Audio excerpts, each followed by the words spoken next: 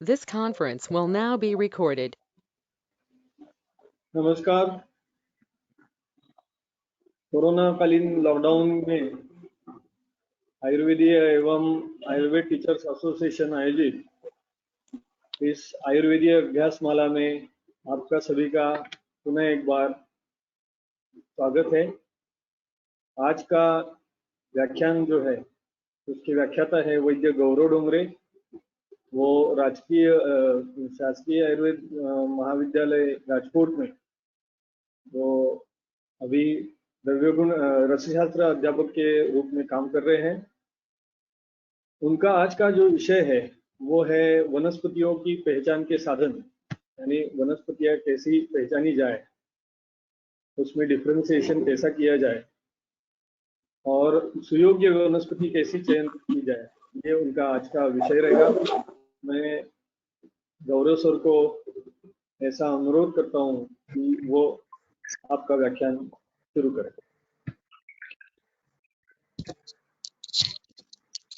धन्यवाद सर।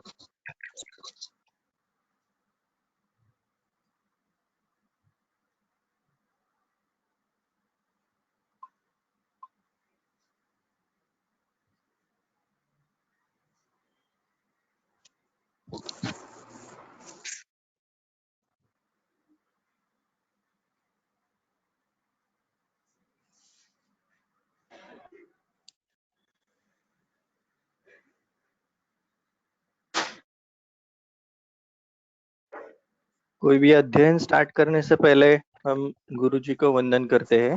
तो ये मैं जिन जिन गुरुजी के पास जाके सीखा हूँ उनके नाम है वैद्य गिरीश शिर्के सर, वैद्य संजय पेंडसे सर, वैद्य विवेक साने सर। इन गुरुजियों के पास जाके जो कुछ भी सीखा है उनमें से कुछ चीजें अभी आपके साथ में शेयर करता हूँ। आज का विषय हमने यहाँ पे डिसाइड किया है आइडेंटिफिकेशन ऑफ प्लांट्स, वनस्पतियों की पहचान कैसे की जाए। तो उनके कुछ टूल्स हमारे शास्त्र में कहे हैं क्या, तो शास्त्र में जो चीजें हमारे पास है ग्रंथ में, उनका इस्तेमाल करके हम वनस्पति की निश्चिति कैसे कर सकते हैं। तो उसके लिए क्या क्या चीजें हमारे पास होनी चाहिए, क्या किन किन चीजों का हम ध्यान रख सकते हैं, उनमें से कुछ चीजों के बारे में आज हम देखेंगे। तो आइडेंटिफिकेशन क्यों जरूरी है, इसके बारे में कुछ संदर्भ हमें ग्रंथ में मिलते हैं। अभी ये जो व्याख्यान आज हमने डिसाइड किया है, इसमें मैंने कुछ पॉइंट्स डॉक्टर रवि नारायण आचार्य जी के प्रेजेंटेशन जो मैंने सुना था 2 साल पहले, उनके आधार पे कुछ पॉइंट्स मैंने सिलेक्ट किए थे। वनस्पति के आइडेंटिफिकेशन में क्या क्या चीजें एज ए टूल हम इस्तेमाल कर सकते हैं, तो सर का थोड़ा सा गाइडेंस भी इसमें है। तो ये इम्पोर्टेंस ऑफ आइडेंटिफिकेशन के बारे में कुछ चीजें हम चरक संहिता के पहले अध्याय में हमें मिली। तो ये श्लोक उसके बारे में है, औषधम अनभिज्ञातम नाम रूप गुणैः विज्ञातम चापि दुर्युक्तम अनर्थायुक्त। औषधि जो है वो नाम रूप और गुण, इनके आधार पे आपको उनका ज्ञान होना चाहिए और किसी भी औषधि का अगर ऐसा ज्ञान आपको है तो वो अमृत की तरह कार्य करेगी, अगर नहीं है तो वो अनर्थायोग बनते, वो उपद्रव ही पैदा करेगी। क्या, उससे व्यापद ही आपको मिलेंगे। जैसे कि यथा विषम यथा शस्त्रम यथा अग्नि अशनि यथा, विष शस्त्र अशनि और अग्नि, ये चीजें अगर योग्य प्रकार से आप यूज करते हैं तो अमृत के जैसा कार्य करने वाली है। और अगर गलत तरीके से जो अगर ये होती है तो अनर्थ उत्पन्न करती है। ऊपर का जो श्लोक है उसका ही थोड़ा सा रेफरेंस यहाँ करना है। तो औषध जो है वो अगर आपको उसकी पहचान है और उसको सोच समझ के आप इस्तेमाल करते हो तो वो अमृत की तरह कार्य करेगा। अगर औषध की पहचान ही नहीं है और जो मार्केट में मिलता है वो आप इस्तेमाल कर रही है, उसकी पहचान के बारे में कुछ आपने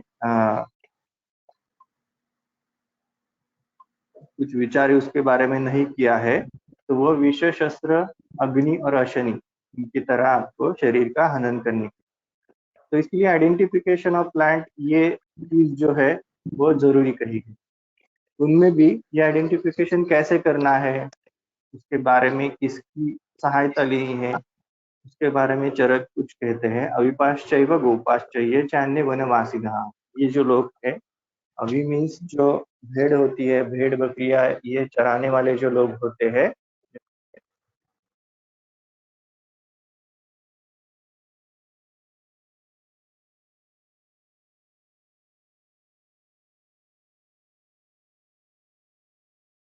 सर अनम्यूट करा।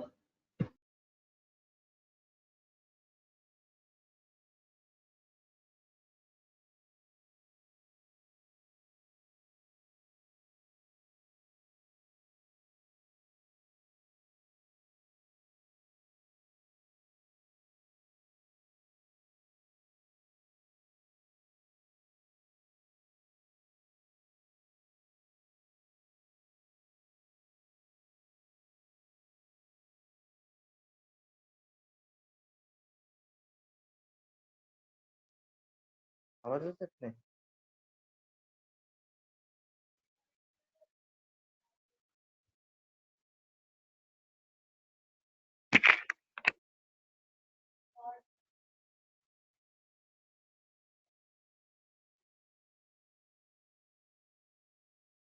हेलो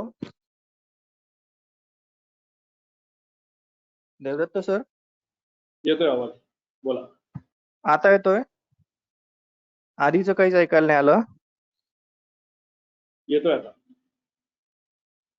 पुन्हा सुरू करतो पहिल्यापासून. हम्म,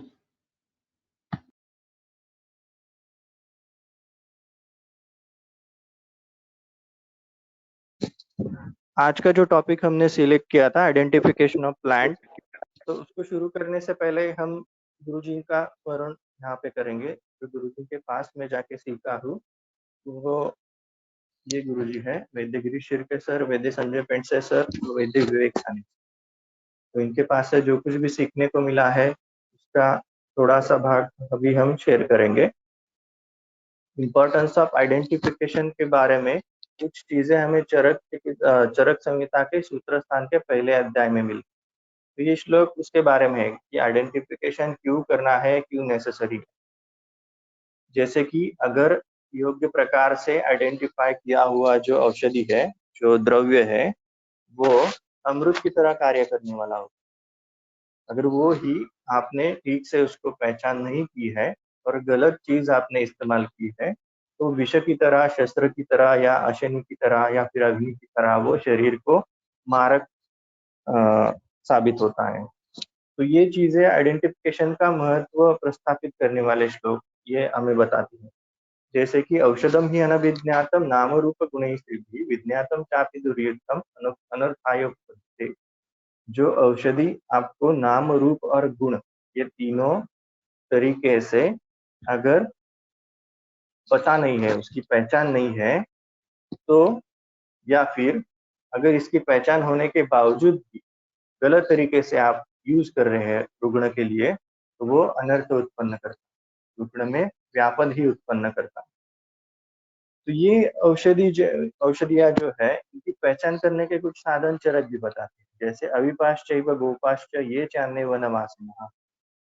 ये जो लोग होते हैं, भेड़ या बकरियां चराने वाले, वन में उनके साथ में घूमने वाले, इनको औषधियों का ज्ञान के स्वरूप का ज्ञान जो है वो नेचुरली ही पैदा होता है। तो इसके लिए वनस्पतियों की पहचान के लिए इन लोगों की सहायता लेने के लिए चरक निर्देश इस तरीके से नाम रूपाभ्याम। अगर आप कहीं भी वनस्पतियां देखने के लिए जाओ, तो लोकल लैंग्वेज में कुछ तो उसको नाम होता है और कुछ उसके गुण भी होते हैं, तो वो ट्रेडिशनली लोग वहाँ पे इस्तेमाल कर रहे हो, तो उनकी जानकारी हम वहाँ पे जाके उनसे ले सकते हैं। वैसे ही न नाम ज्ञान मात्रेण रूप ज्ञानेन वा पुनः औषधीनां परां प्राप्तिं कश्चित् वेदितुम् अर्हति। सिर्फ नाम और रूप उसका ज्ञान होने से भी उसका कुछ फायदा नहीं है, उसके गुणों का भी ज्ञान आपको होना चाहिए, तभी आपको वो वनस्पति वो द्रव्य चिकित्सा में आसानी से प्रयोग करने के लिए कारगर साबित हो। तो ये जो कुछ श्लोक है चरक के सूत्र स्थान में, ये आइडेंटिफिकेशन का इम्पोर्टेंस आपको बताते हैं। श्रीवत्स शर्मा जी ने द्रव्य गुण की एक व्याख्या की है। द्रव्याणाम नाम रूपाणि गुणकर्माणि सर्वशः प्रयोगश्चापि वर्ण्यन्ते यस्मिन् द्रव्य गुणं हितः। एक 2 साल पहले आज रवि नारायण आचार्य सर का एक लेक्चर हुआ था आइडेंटिफिकेशन टूल्स के बारे में। तो उनमें से कुछ चीजें यहाँ पे मैंने, ये श्लोक मुझे उनके स्लाइड में मिला था। तो द्रव्य गुण किसे कहते हैं उसके बारे में आचार्य श्रीवत्स शर्मा जी ने ये श्लोक यहाँ पे दिया था। द्रव्याणाम नाम रूपाणि गुण कर्माणि सर्वशः। द्रव्य का नाम रूप गुण कर्म इन सभी तरीके से, या फिर प्रयोग भी, तो इन तरीकों से द्रव्यों का जो जिस शास्त्र में अभ्यास किया जाता है उसको हम द्रव्य गुण। तो इसमें भी नाम रूप जो है वो सबसे पहले आता है। आइडेंटिफिकेशन का जो पार्ट है वो सबसे पहले आता है। आप द्रव्य चिकित्सा में तभी इस्तेमाल कर पाओगे जब उसकी ठीक तरीके से पहचान आपको। तो ये समझने के लिए कुछ पॉइंट्स हमें यहाँ पे ध्यान में रखने पड़ेंगे। नाम रूप विज्ञान में क्या क्या चीजें आती है, तो नॉमेनक्लेचर है। अगर मॉडर्न साइंस जो है बॉटनी जिसे हम कहते हैं उसके बारे में थोड़ा सा विचार करें तो टैक्सोनॉमी का यहाँ पे यूज हम कर सकते हैं नॉमेनक्लेचर। हमारी खुद की नॉमेनक्लेचर की सिस्टम बहुत बड़ी है आयुर्वेद के हिसाब से वनस्पतियों को नाम लेने के लिए, वो तो हम डिटेल में देखने ही वाले हैं। लेकिन थोड़ा सा सहायता वनस्पति को निश्चित करने के लिए हमें टैक्सोनॉमी के लिए भी यहाँ पे लेनी होती है। मॉर्फोलॉजी जो है स्वरूपात्मक वर्णन में ग्रंथ में कहाँ कहाँ पे मिलता है उसके बारे में भी कुछ रेफरेंसेस हमें निकालने पड़ते हैं उस वनस्पति की पहचान तक जाने के लिए। तो इसमें सिनोनिम्स जो होते हैं, पर्यायी नाम जिसे हम कहते हैं, वो एक की फैक्टर की तरह सामने आता है वनस्पति का आइडेंटिफिकेशन करने। बहुत सारे सिनोनिम्स जो है वो वनस्पति का स्वरूप वर्णन करते हुए हमारे सामने। मॉर्फोलॉजी जो प्लांट की होती है वो सिनोनिम के जरिए हमारे सामने आती है। तो ये क्या क्या चीजें हैं हम थोड़ा सा अगली स्लाइड में देखेंगे। मॉडर्न साइंस में जो नॉमेनक्लेचर का सिस्टम है, बॉटनी में जो नॉमेनक्लेचर का सिस्टम हम देखते हैं, तो उसमें अभी सबसे पॉपुलर चीज जो है जो अभी सभी जगह पे फॉलो होती है वो कार्लिनियस बाइनोमियल नॉमेनक्लेचर। तो उनमें भी इन चीजों का हमें ज्यादातर हमारे सामने आती है। एक जीनस है, स्पेसीज है और फैमिली। ये 3 चीजों के कैरेक्टर्स हमें थोड़े बहुत अगर पता हो तो हम आइडियल प्लांट तक पहुंचने में उसकी सहायता ले सकते हैं। तो बॉटनी का यूज कब करना है, कौन से स्टेज में करना है, इसका भी हमें थोड़ा सा ज्ञान होना चाहिए। पहले तो हमें वनस्पति का निश्चय ग्रंथ के आधार पे ही करना है, लेकिन उसको फाइनलाइज करने के लिए थोड़ी बहुत हमें जरूरत इन टैक्सोनॉमिकल कैरेक्टर्स की भी लेनी पड़ती है। वनस्पति का एक सामान्य वर्गीकरण हम करते हैं आयुर्वेद में।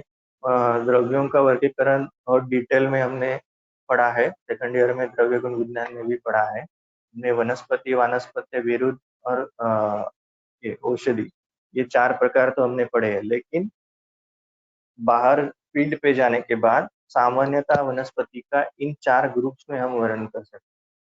स्वरूप के बारे में वृक्ष, चुप, लता और गुल्म, इन टाइप से हमें वनस्पति का स्वरूप फील्ड पे जाके फील्ड में अगर गए तो देखने को मिल सकता है। प्लांट आइडेंटिफिकेशन के लिए कुछ पॉइंट्स मैंने निकाले थे। सबसे इम्पोर्टेंट जो पॉइंट है वो है ऑब्जर्वेशन या फिर निरीक्षण। प्लांट्स आप तभी आपके दिमाग में उसका प्रिंट कर पाओगे जब वो आंखों के थ्रू आपके दिमाग में पहुंचेगा। आए आंख का फंक्शन जो होता है, मॉडर्न साइंस में थोड़ा सा आंख का फंक्शनिंग देखो तो वो कैमरा की तरह होता है। वो नेचुरल कैमरा हमारे शरीर में एक फिट, उस कैमरा में कैप्चर होने वाली जो तस्वीर है वो आपके दिमाग में वैसे की वैसी चपनी थी। तो ये प्लांट आइडेंटिफिकेशन का सबसे इम्पोर्टेंट फैक्टर है ऑब्जर्वेशन।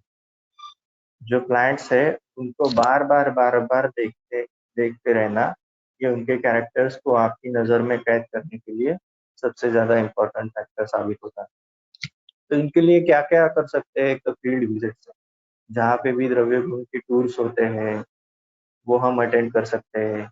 जो मेडिसिनल गार्डन्स होते हैं, हर्बल गार्डन्स जो होते हैं, उनको जाके वहाँ पे जाके प्लांट देख सकते हैं। अलग अलग जगह पे जहाँ पे हम फील्ड वर्क जिसे कहते हैं, वनस्पति जहाँ पे विपुल प्रमाण में हमें मिलती है, बायोडाइवर्सिटी बहुत अच्छी तरह से जहाँ पे मेंटेन है।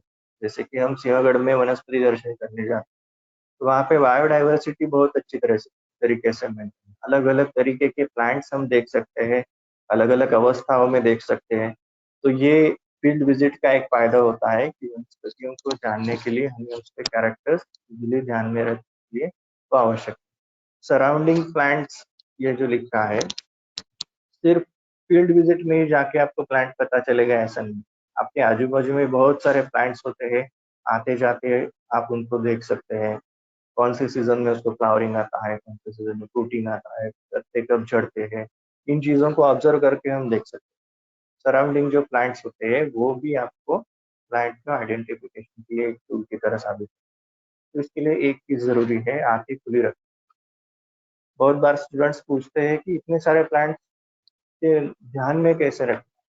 कुछ नहीं, इसलिए आंखें खुली रखना है, देखते जाना है, अपने आप उसकी तस्वीरें दिमाग में छपने लगती। मार्केट यार्ड का एक यहाँ पे जिक्र किया है। मार्केट यार्ड का इस्तेमाल क्यों होता है? जो शाक वर्ग है हमारे ग्रंथों में, शाक वर्ग का है, बृहत्रयी में भी है, दिगंतु में भी है। तो ये शाक पहचानने का एक तरीका मार्केट यार्ड होता है। बहुत सारी सब्जियां मार्केट यार्ड में हमें मिलती है, वहां पे जाके उनका आइडेंटिफिकेशन जो वेंडर्स है या फिर जो फार्मर्स आते हैं उनसे हम करवा सकते हैं। तो इसके लिए ये जो जगह है वो प्लांट ऑब्जर्वेशन के लिए इम्पोर्टेंट। तो इनके बारे में भी एक स्लाइड में आगे बताऊंगा। ग्रंथोक्त वर्णन जो है, ग्रंथोक्त वर्णन में उसके स्वरूप के बारे में ग्रंथ में हमें क्या क्या मिलता है, तो अभी इसका विचार किया जाए तो प्रायः ये वर्णन जो है वो टीका में हमें मिलता है। मेन जो ग्रंथ है बृहत्रयी में, उसका एक्चुअल श्लोकों में वर्णन बहुत कम प्लांट्स का मिलता है। ज्यादातर वर्णन जो है स्वरूप के बारे में टीका में हमें प्राप्त मिलता है। एक सूर्य वृक्ष के बारे में हम आगे एक स्लाइड देखेंगे। सूर्य वृक्ष जो अष्टांग हृदय 15वें अध्याय में आया है नाम, उसके बारे में उसका आइडेंटिफिकेशन हम कैसे कर सकते हैं वो एक बार देखेंगे। गुण कर्म से भी हम आइडेंटिफिकेशन तक पहुंच सकते हैं। वृक्षायुर्वेद में कुछ पॉइंट्स हमें मिलते हैं जिसकी वजह से हम आइडेंटिफिकेशन तक पहुंच सकते हैं। जैसे बॉटनी में प्लांट के कैरेक्टर्स उसके फैमिली वाइज दिए हुए होते हैं, ऐसे ही वृक्षायुर्वेद में उसमें ग्रुपिंग किया है, वर्ग वर्ग के अनुसार प्लांट्स के कैरेक्टर्स वहां पे दिए, तो वो हम वृक्षायुर्वेद में वेद में से देख सकते हैं। तो वो प्लांट के आइडेंटिफिकेशन में हमें मदद करेंगे। देशवाचक जो पर्याय नाम होते हैं, तो यहाँ पे ये पॉइंट रखने का एक कारण है, लोकेशन ऑफ प्लांट ये क्यों जरूरी है। एक फेसबुक पे हमारा एक ग्रुप है, प्लांट वेल्थ ऑफ इंडिया, ज्यादातर बॉटनिस्ट ही है उसमें, लेकिन वहाँ का एक नियम है, जब कहीं भी आप वहाँ पे आइडेंटिफिकेशन के लिए प्लांट का फोटोग्राफ पोस्ट करोगे, तब उसके साथ में तो फोटोग्राफ कैप्चर करने की तारीख और जहाँ पे कैप्चर किया है वो प्लेस आपको मेंशन करना मैंडेटरी। तो ये लोकेशन यहाँ पे क्यों जरूरी है? हमारे शास्त्र में भी वनस्पतियों के जो नाम है वो उसके देश के अनुसार भी, जैसे कि मागधी है, वैदेही है, पिपली को, ये दो नाम उसके देश के अनुसार भी। कुटज है, पर्वत पे उत्पन्न होने वाला इसलिए उसको कुटज है, ये उसके लोकेशन के अनुसार उसके नाम मिलते, तो इसलिए लोकेशन लिखना वहाँ पे जरूरी है। तो उसके अनुसार भी हम आइडेंटिफिकेशन का अंदाजा लगा सकते हैं ये कौन सी प्लांट। देश के अनुसार वनस्पति का स्वरूप भी चेंज हो जाता है। जैसे पानी के आसपास उत्पन्न होने वाली वनस्पतियां या फिर मरुभूमि, ड्राई रीजन में उत्पन्न होने वाली वनस्पतियां, इनके स्वरूप में कुछ ना कुछ भेद होता है। जैसे कि ड्राई रीजन में जो वनस्पतियां होगी वो ज्यादातर कांटे वाली वनस्पतियां मिलती है, जीरोफाइट्स जिसे हम कहते हैं। तो ये स्वरूप देश के अनुसार हम भिन्न भिन्न देख सकते हैं। बॉटेनिकल डिस्क्रिप्शन में हमने दो तीन चीजें देखी, फैमिली है, उसके बाद उसका जीनस और स्पेसीज है, इसके कुछ कैरेक्टर्स अगर हम ध्यान में रखें तो प्लांट के आइडेंटिफिकेशन तक हम इजीली पहुंच सकते हैं। फील्ड विजिट्स जब हम करते हैं तो एक चीज जरूरी है, जैसे हम ऑब्जर्व करते हैं सभी चीजें हमारे ध्यान में नहीं रह सकती, तो कुछ चीजों पे हमें फोटोग्राफ लेके रख सकते। तो ये फोटोग्राफ्स में हर एक पार्ट के फोटोग्राफ्स, हर एक सीजन में अलग अलग फोटोग्राफ, अलग अलग एंगल से उसके फोटोग्राफ।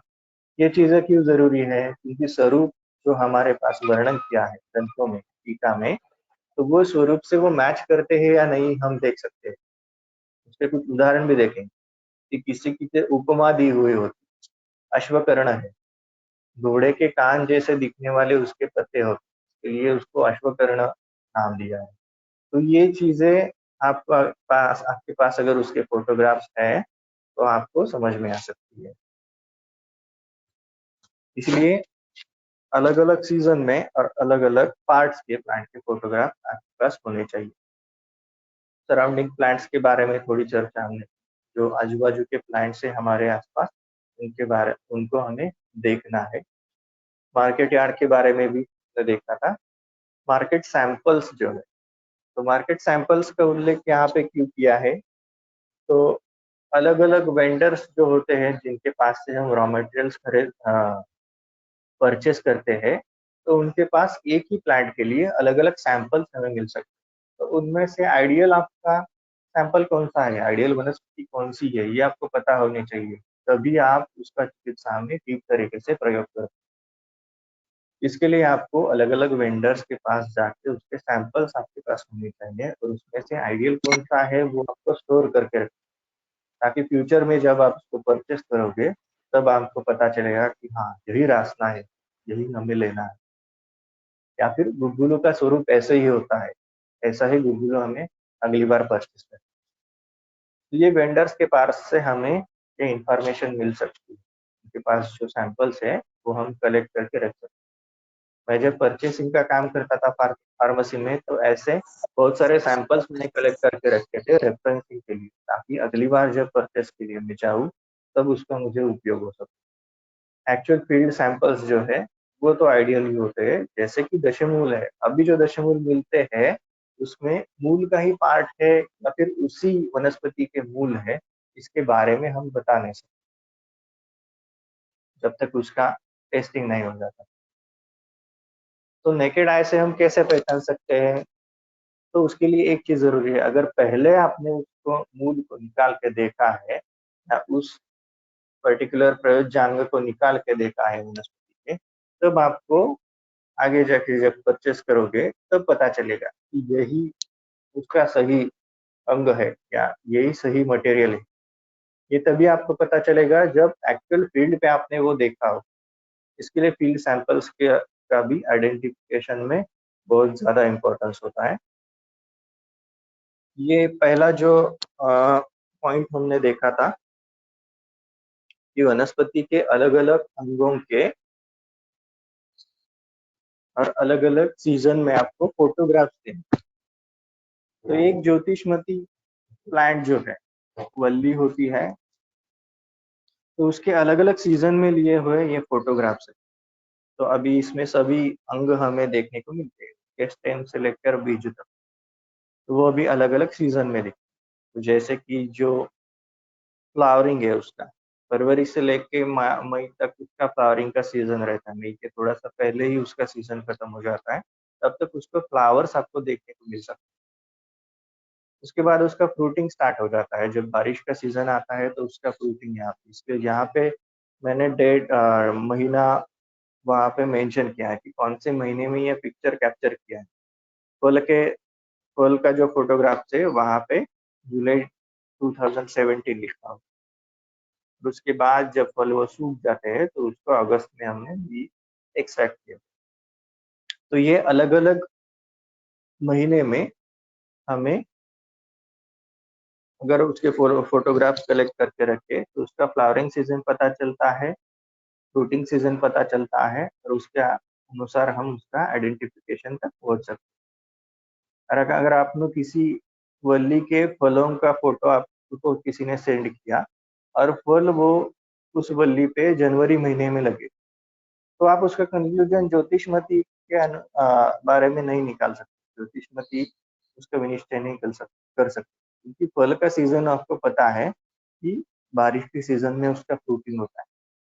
तो ये एक आइडेंटिफिकेशन के बारे में हमें कैरेक्टर उसका ध्यान में रखना पड़ता है।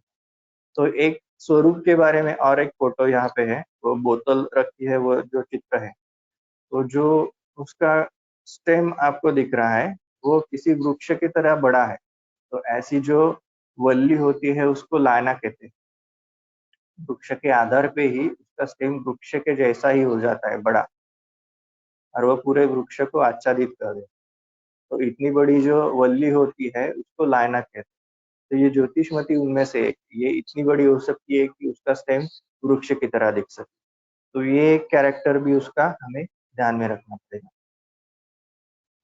मार्केट यार्ड के बारे में जो चीज मैंने कही थी, मार्केट यार्ड में क्या क्या चीजें हमें पता चलती, जैसे कि फल के अलग अलग टाइप्स हमें वहां पे देखने को मिलते। तो ये एक एग्जाम्पल के तौर पे लिखा था, ये गणेश डालिम जो होते दाड़िम जो होता है, उसमें गणेश नाम का एक प्रजाति होती है जो औषधि के लिए ज्यादा बेहतर होती है, गुणों में ज्यादा बेहतर होती है। तो ये मार्केट में बहुत ज्यादा नहीं आता, कभी कभार आता। अगर आपके वेंडर्स जो है पहचान के हैं, वो आपको बताते हैं कि ये चीज कब आएगी। नॉर्मली तो ये नीचे जो ऑरेंज कलर का दाढ़ी दिख रहा है वो ज्यादा तरीके से आता है। ऐसा क्यों होता है? ऊपर का जो दाढ़िम है उसके अगर आप अंदर निकाल के उसको काट के देखो, अंदर के जो बीज होते हैं व्हाइट कलर के होते हैं और नीचे का जो है उसके रेड कलर के होते हैं। तो ये दोनों में डिफरेंस है, लेकिन गुणों में श्रेष्ठ कौन सा है? तो ऊपर जो है गणेश दाढ़ी, वो यूज औषधि के लिए ज्यादा श्रेष्ठ, लेकिन वो बाजार में मिलता ही नहीं। तो ये चीजें आपको तब पता चलेगी जब आप मार्केट यार्ड में ज्यादा बार चक्कर लगाओगे और वहां से वेंडर से आप इंफॉर्मेशन कलेक्ट।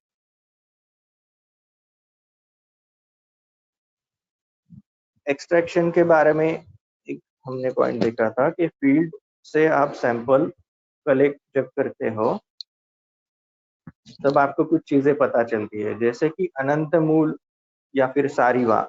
इससे बोटेनिकल नेम जो है उसका हेमिडेस्मस इंडिकस, इसी नाम से आपको सभी किताब में सारीवा का वर्णन मिलेगा। लेकिन अगर आप मार्केट में जाके सारीवा को परचेस करो तो आपको ये मटेरियल नहीं मिलता, आपको जो मिलता है वो राइट साइड में मिलता है। इसलिए एक्चुअल हेमिडेस्मस इंडिकस कैसे दिखता है ये आपको फील्ड से कलेक्ट करके देखना पड़ता है। तो उसका नाम ही अनंत मूल है। जमीन में अनंत अंतर तक वो जा सकता है, इसका कोई अंत नहीं है, उसका उसको अनंत मूल कहते हैं। उसका अंत हम जमीन के अंदर ढूंढ नहीं सकते, इसलिए उसको अनंत मूल कहा है। तो ये निकालने की एक बार हमने कोशिश की, तो ये निकाला हुआ जो मूल है और बाजार में दिखने वाला मिलने वाला जो मूल है उसमें अंतर पाया जाता है। तो ऐसा क्यों है? अभी हेमिडेस्मस इंडिकस मार्केट में आता ही नहीं है। अभी जो इस्तेमाल होने वाली अनंता है उसका बॉटेनिकल नेम है डेकेलेपिस हेमिल्टन। तो ऐसा क्यों है? ये तो अडल्टरेंट नहीं, ये उसके लिए अभी सब्स्टिट्यूट के तौर पे इस्तेमाल की जाने वाली, या फिर सब्स्टिट्यूट अगर नहीं कहे तो ये एज अ अनंता ही इस्तेमाल की जाने वाली चीज। तो ये अलग अलग प्लांट सोर्सेस की इस्तेमाल होते हैं, इसके लिए कुछ हमने कल थोड़ी सी चर्चा की थी। तो जिस देश में वो वनस्पति वहां पे नहीं मिलती हो तो उसके गुण कर्म के समान गुणात्मक जो दूसरा द्रव्य है उसको वहां पे इस्तेमाल करना है। ये हमें हेमाद्री के टीका में मिल जाता है, 15वें अध्याय में हेमाद्री ने जो टीका लिखे है वहां पे वो मिल जाता है। तो ये दोनों चीजें अनंता के नाम से सही है, अनंता के जो गुणधर्म है वो ये दोनों चीजों से मिलते हैं, लेकिन ये अलग अलग प्रांत में उत्पन्न होते हैं। तो इसलिए ये दोनों पे भी हमें ध्यान रखना। तो मार्केट सैंपल और एक्चुअल फील्ड सैंपल, इसमें हमें भेद देखने को मिल सकता है। ग्रंथोक्त वर्णन के बारे में कुछ चीजें हम देखें तो स्वरूप का वर्णन जो है, देखा कि संहिता ग्रंथ जो है उसमें अत्यल्प वर्णन, कुछ ही वनस्पति है जिनके एक्चुअल मॉर्फोलॉजी ग्रंथ में हमें वर्णन की हुई मिलती है। उनमें से एक है सोम। सोम का डिटेल्ड वर्णन सुश्रुत के रसायन चिकित्सा में हमें मिलता है। या फिर द्रोणी प्रावेशिक जो रसायन है चरक की चिकित्सा स्थान में, तो उसमें जो रसायन वनस्पतियां हैं उनके स्वरूप के बारे में वर्णन है। तो मैक्सिमम वर्णन हम कहाँ से प्राप्त कर सकते हैं? अगर ग्रंथ में से ही उसके स्वरूप के बारे में या फिर उसकी मॉर्फोलॉजी के बारे में प्लांट की हमें वर्णन प्राप्त करना है, तो टीका में से ज्यादातर वर्णन हमें मिलता है। कुछ एग्जाम्पल्स हम यहाँ पे देख सकते हैं। द्रवंती या फिर जीवंती। द्रवंती का वर्णन डल्लन ने पुत्र श्रेणी द्रवंती एरंड सदृश फलपत्र अल्पविटपा चंबरी लोके, वो लोक में उसको लोकली क्या नाम दिया जाता है ऐसे भी डल्लन कई जगह मेंशन करते हैं। एरंड के समान जिसके पत्ते दिखते हो, जिसके फल दिखते हो, और स्वल्प विटपा क्षुप है, छोटा क्षुप है, इसको हम द्रवंती कह सकते हैं। तो ये कौन सा प्लांट हो सकता है, उसके बारे में दो प्लांट्स अगली स्लाइड में हम देखेंगे। दूसरा है जीवंती। जीवंती को डोडी काय की लोके कहा है, लोकल लैंग्वेज में उसको डोडी कहा जाता है या डोडी का कहा जाता है। तो ये कई जगह इसी नाम से उसका यूज होता है सब्जी के लिए। जीवंती शाक श्रेष्ठा कहा है, उसको मधुर शाक कहा है, इसका शाक मधुर है जिसका शाक के तौर पे प्रयोग किया जाता है। तो ऐसी कौन सी चीज है, उसका स्वरूप के बारे में भी दल्लन कुछ कहते हैं। लता है अर्क फलाकार सक्षीर फलाहा, अर्क के समान दिखने वाला जिसका फ्रूट है और जिसमें से क्षीर का स्रवन होता है। उस पे अगर आपने थोड़ा सा छेद लिया तो उसमें से क्षीर बाहर निकलता है। तो ऐसा कौन सा प्लांट हो सकता है, इसके बारे में हम विचार करके कुछ प्लांट्स यहाँ पे डिसाइड कर सकते हैं। उसी को किसी लोगों ने स्वर्ण जीवंती कहा है। तो यहाँ पे जीवंती और स्वर्ण जीवंती ये दो नाम हमें इसमें से मिलते हैं। दोनों अलग अलग प्लांट्स हो सकते हैं, उसके बारे में भी निश्चय आगे जाके किया जा सकता है। द्रवंती के बारे में ये दो प्लांट्स अभी कई जगह पे यूज किए जाते हैं।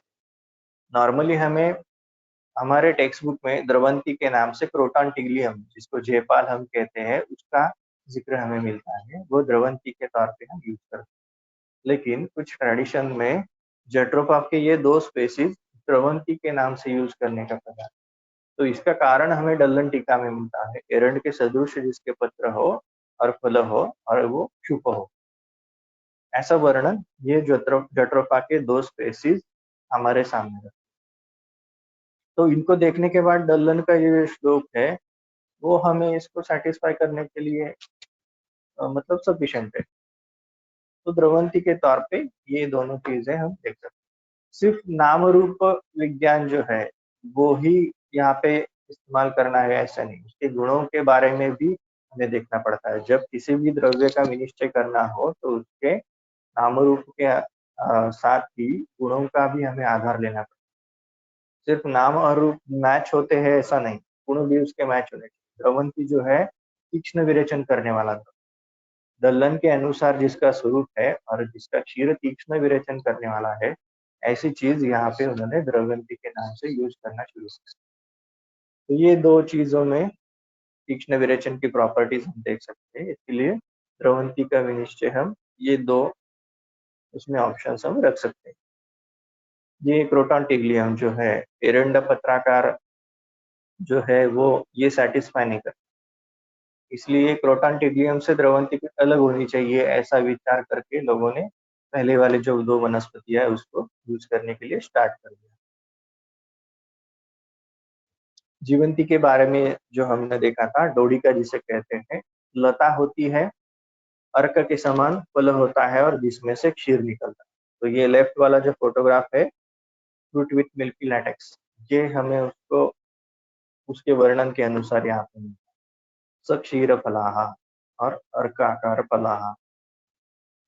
तो राइट साइड वाला जो फोटो है वो डॉक्टर संजीव कुमार लाले सर की बुक में से, उनके बुक का नाम ही है औषधि नाम रूप विज्ञान।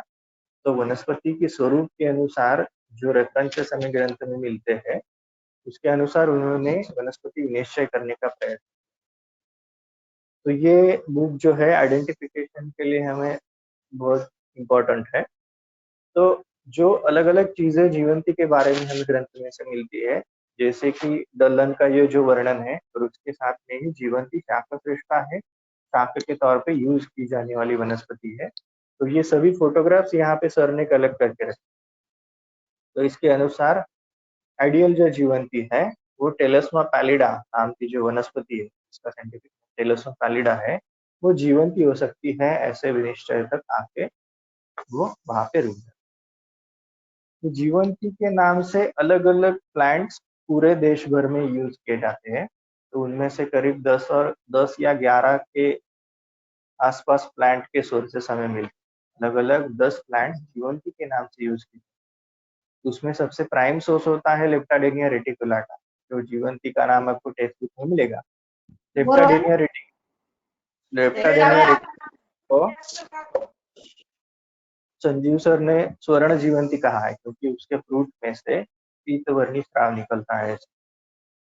तो जीवंती विनिश्चय नाम का उनका एक चैप्टर ही है बुक में, तो उसमें ये सब चीजें देखने को मिलेगी। जीवंती नाम से अलग अलग रीजन में अलग अलग प्लांट्स भी इस्तेमाल होते हैं। जैसे कि साउथ में अगर जाओ तो होलोस्टिमा एडाकोडिन नाम की एक प्लांट होती है जो जीवंती के लिए हम यूज करते हैं। तो ये कहाँ से पता चलता है? अगर केरल की जो फार्मेसीज है, वैद्य रत्नम है, सीएनएस है, उनके अगर औषधि देखो, फॉर एग्जाम्पल जीवंती घृत है, तो उसमें जीवंती के नाम से क्या यूज किया है वो हम देख सकते हैं। तो उसका कंटेंट अगर देखें तो होलोस्टिमा एडाकोडिन वहां पे जीवंती के लिए यूज किया था। तो केरल में ये उसका प्लांट सोर्स अलग होता है। तो ये विनिश्चय कैसे करना है, तो उसमें गुणधर्म का भी रोल होता है और स्वरूप का भी रोल होता है। इसके लिए अलग अलग प्लांट सोर्स इस्तेमाल होते हैं। उसका रेफरेंस हमने देखा था हिमाद्रिका। वहां पे अगर वो वनस्पति नहीं मिलती हो तो उसके गुणों के सदृश दूसरा द्रव्य आपको उस नाम से यूज करना पड़ता। तो ये उसके विनिश्चय के बारे में थोड़ी सी बात है। अभी एक लाइन हमने पिछले स्लाइड में देखी थी सिनोनिम्स के बारे में। Synonyms related to morphology of plant plays a key role in identification. Morphology के अनुसार जो पर्यायी नाम हमें वनस्पति के मिलते हैं, तो वनस्पति का विनिश्चय करने के लिए सबसे ज्यादा इम्पोर्टेंट चीज कैसे है वो आगे जो हम सारी स्लाइड्स हम देखेंगे उसमें पता। तो वनस्पति के जो अलग अलग पार्ट्स होते हैं उसके अनुसार जो सिनोनिम्स हमें मिले हैं ग्रंथ में, वो हम देखेंगे, वो आइडेंटिफिकेशन कैसे करवाते। न्यू लीव्स जो होते हैं, नए उगे हुए जो पत्ते होते हैं, उनको पल्लव कहा जाता है। तो रक्त पल्लव ये अशोक का पर्यायी नाम हमें मिलता है, सिनोनिम मिलता है। तो अगर आप अशोक के नए उगे हुए पत्ते अगर देखो तो ताम्र वर्ण के, रक्त वर्ण के वहां पे वो मिल जाते। तो ये एक आइडेंटिफिकेशन कैरेक्टर है। अशोक अगर आप अलग अलग सीजन में अशोक का पेड़ जाके देखो तो ये कैरेक्टर आपको वहां पे ध्यान में। इसमें भी अशोक पहचानने की एक टैक्सोनॉमिकल दूसरी एक गुण होती है। अशोक के जो लीव्स होते हैं उसको भ्रूणत नहीं होता, सेसाइल लीव्स जिसे हम कहते हैं। जो पत्ते जो है उस टहनी को डायरेक्टली कनेक्ट होते हैं। तो ये एक उसका आइडेंटिफिकेशन कैरेक्टर है और ताम्र पल्लव उसका पर्यायी नाम है। शेप ऑफ लीव्स जो होता है, लीव के अलग अलग जो आकार होते हैं उसके अनुसार कुछ सिनोनिम्स हमें मिलते हैं, जैसे कि अश्वकर्ता शाल फोन जो करू है तू घरी चाललाय का? काय फोन करू घरी प्रथम बीच में अश्वकर्ण जो है, अश्व के कर्ण के जैसे उसके पत्तों का आकार होता है। ये शाल वृक्ष को एक सिनोनिम अश्वकर्ण भी मिलता है। शौर्य रोबुस्टा नाम का जो वृक्ष हमें देखने को मिलता है, उसके पत्ते हमें अश्व के कर्ण के जैसे। तो ये उसके आइडेंटिफिकेशन कैरेक्टर का एक पार्ट यहाँ पे आ जाता है। या फिर मूसा कानी, जिसे हम मूषक पर्णी कहते हैं, मेरेमिया इमार्जिनाटा या आइपोमिया रेनिफॉर्मिस, ऐसा प्लांट जो हमें मिलता है। तो उसके पत्ते अगर देखें तो चूहे के कान जैसे, मूषक के कान जैसा उसका आकार हमें देखने को मिलता है, इसलिए उसको मूषक पर्णी या मूसा कानी कहा है। तो ये भी उसका एक आइडेंटिफिकेशन कैरेक्टर। ऐसे बहुत सारे पत्तों के स्वरूप के आधार पे हमें प्लांट्स देख सकते हैं। तो ये दो जो है एग्जांपल के तौर पे यहाँ पे सिर्फ फोटो हमने रखी है। नंबर ऑफ लीव्स के अनुसार भी कुछ पर्यायी नाम हमें वनस्पति के बारे में मिलते हैं, जैसे कि त्रिपर्ण है। त्रिपर्ण की बहुत सारी वनस्पतियां होती है, जैसे कि यहाँ पे पलाश का पिक्चर दिया है। वैसे ही विदारी भी त्रिपर्ण होती है। बिल्व जो है उसको भी त्रिदल या त्रिपर्ण कहा। तो ये उसके नंबर ऑफ लीव्स की वजह से हम उसके निश्चय तक पहुंच सकते हैं। जैसे कि युग्म पत्र है। युग्म पत्र ये कांचनार का पर्याय है। बाविनिया वेरिगाटा जिसे हम कांचनार कहते हैं, उसको युग्म पत्र कहते हैं।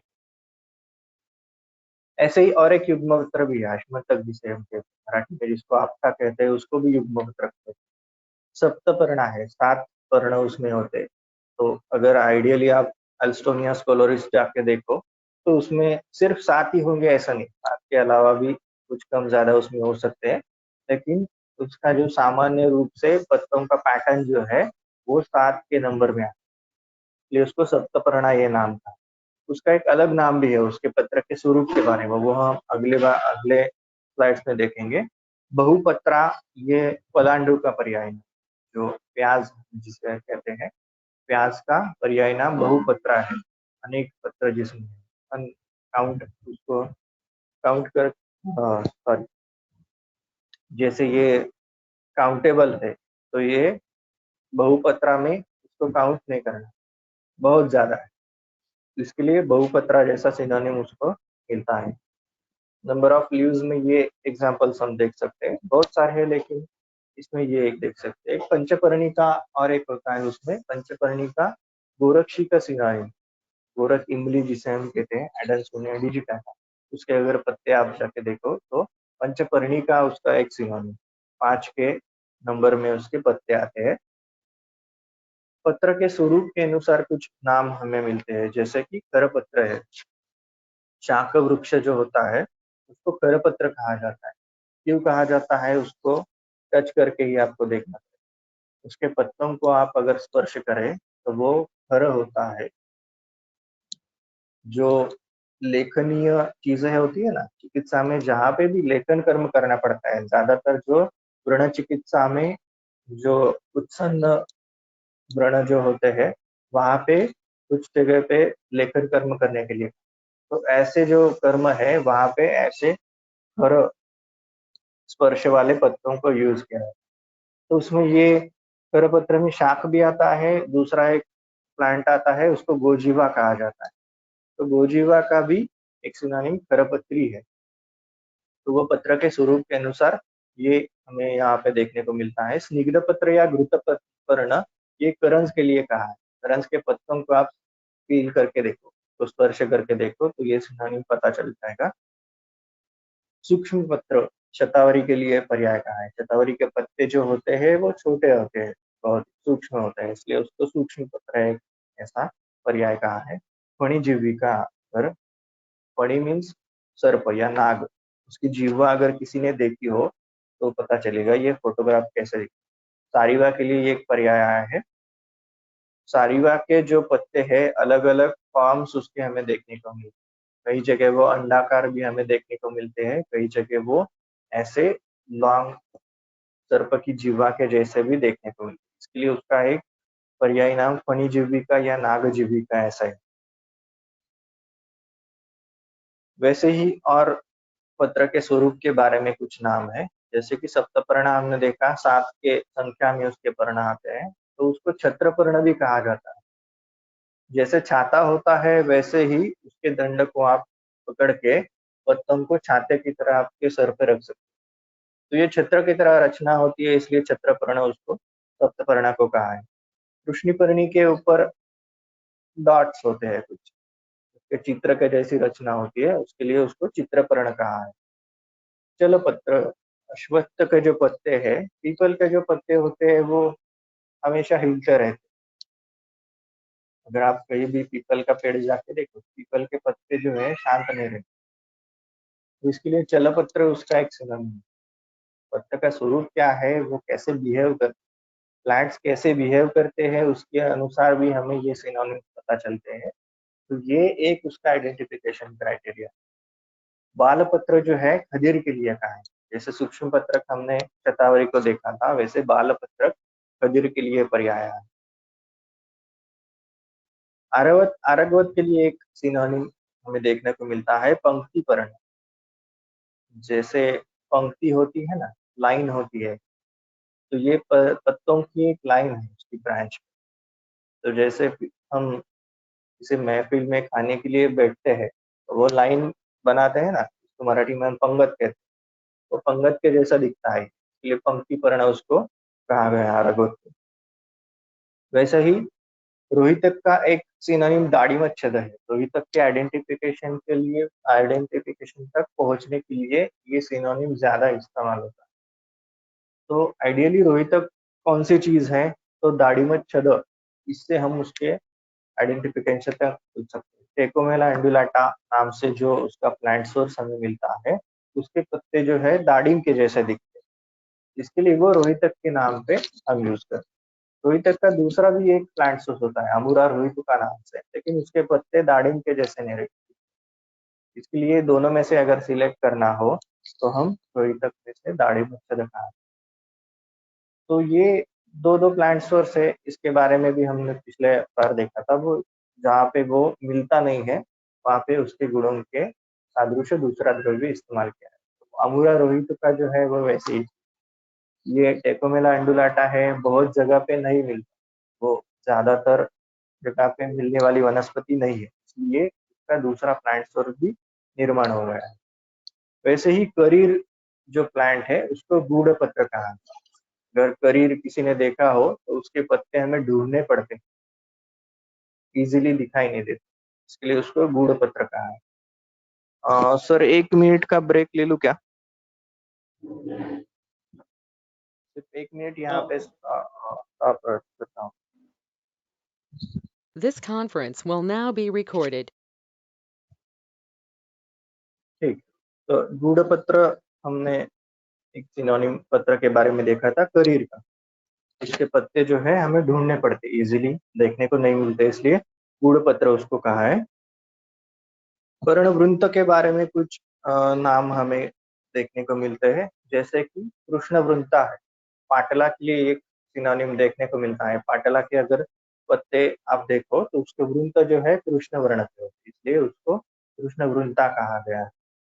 दीर्घ वृंत ये अरलू के लिए सिनोनिम है, जो एलेंथस एक्सेल्सा, जिसको महानिम्ब भी कई जगह कहा जाता है या महारूप भी कहते हैं, तो उसके लिए एक सिनोनिम मिलता है दीर्घ वृंत। सत्र के वृंत जो होते हैं वो लंबे होते, इसलिए उसको दीर्घ वृंत ऐसा एक सिनोनिम है। पुष्प जो कैटेगरी है वनस्पतियों के फूलों के बारे में, तो उसमें कुछ पार्ट्स हमने किए हैं, जैसे कि फूलों का कलर है, इन्फ्लोरेसेंस है। तो इन्फ्लोरेंस के बारे में ये नाम हमें कुछ देखने को मिलते हैं, जैसे कि खरमंजरी या फिर शिखरी है, अपामार्ग के लिए प्रयुक्त किया हुआ नाम है। शिखर के जैसा उसका इन्फ्लोरेसेंस दिखता है, पर्वत का जो शिखर होता है उसके जैसा इन्फ्लोरेसेंस का उसका पैटर्न होता है, इसलिए शिखरी कहा जाता है। खर मंजरी कहा जाता है। मंजरी मीन्स इन्फ्लोरेसेंस जो होता है वो खर होता है। आप अगर उसके इन्फ्लोरेसेंस को हाथ लगाओ तो आपको उसकी खरता देखने को मिलती है। जैसे कि उसका एक सिनोनिम है, पता है, अदशल्य, नीचे व जिसके कांटे जो होते हैं इन्फ्लोरेसेंस के वो नीचे की तरफ होते हैं, इसके लिए उसको अदशल्य कहा गया है। बहुमंजरी ये तुलसी का सिनोनिम कहा है। एक साथ ही बहुत सारे इन्फ्लोरेसेंस इसमें आते हैं, इसको बहुमंजरी कहा गया है। छत्रपुष्प, शतपुष्पा या मिश्रया, दोनों के लिए ये सिनोनिम हमें देखने को मिलता है।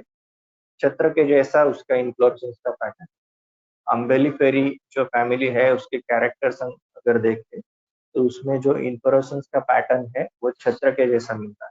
अम्ब्रेला अम्ब्रेला जो होती है अम्ब्रेला के जैसा होता है, इसलिए अम्बेलिफेरी उसका एक नाम फैमिली का। तो ये फैमिली कैरेक्टर्स भी हमें इस वनस्पति के निश्चय तक पहुंचाने के लिए सहायता करते हैं। करंस के लिए गुच्छ पुष्प ऐसा एक सिनोनिम है, जिसके पुष्प जो है गुच्छ में आते हैं, जिसका इन्फ्लोरेसेंस गुच्छ की तरह होता है, इसलिए गुच्छ पुष्प इसको कहा है। गुच्छ पुष्प और एक चीज को पर्याय है सप्तपर्णा। तो सप्तपर्णा के भी पुष्प ऐसे ही होते हैं। तो जिन्होंने ये प्लांट्स के फ्लावर्स देखे होंगे उनको ये सिनोनिम्स का अर्थ वहां पे समझ में आ सकता है।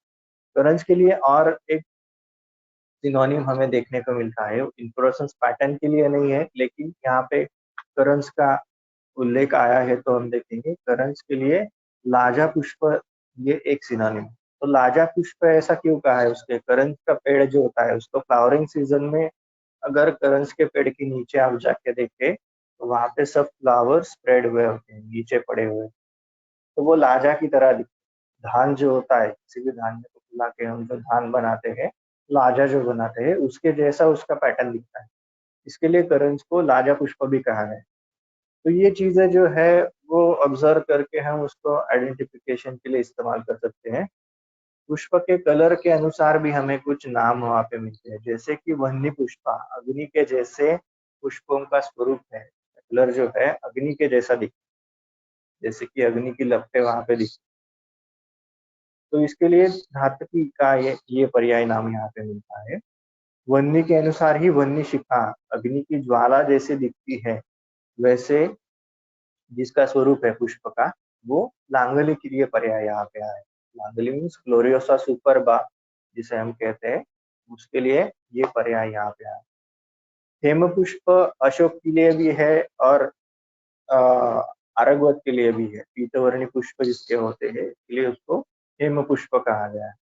नील पुष्पी अतसी के लिए एक नाम, नीले वर्ण के उसके फ्लावर्स होते हैं, इसके लिए अतसी को नील पुष्पी कहा गया है। पुष्प के शेप के अनुसार भी कुछ हमें सिनोनिम्स देखने को मिलते हैं, जैसे कि वृत्त पुष्प है। वृत्त पुष्प कदम्ब कदम्ब के लिए भी नाम है और शीरीष के फूलों के लिए भी नाम है। तो दोनों के लिए एक सिनोनिम यहाँ पे कॉमन है। वृत्त मीन्स गोल जिसके फ्लावर्स दिखते हैं बॉल के जैसे, इसके लिए उसको वृत्त पुष्प कहा गया है। पिंशुक ये नाम सबको पता होगा, पलाश के लिए है। जो तोता होता है उसकी चोंच के जैसा उसका स्वरूप दिखता है, इसके लिए पलाश के फूलों के अनुसार उसको किंशुक ऐसा नाम दिया है। बहुत सारे जो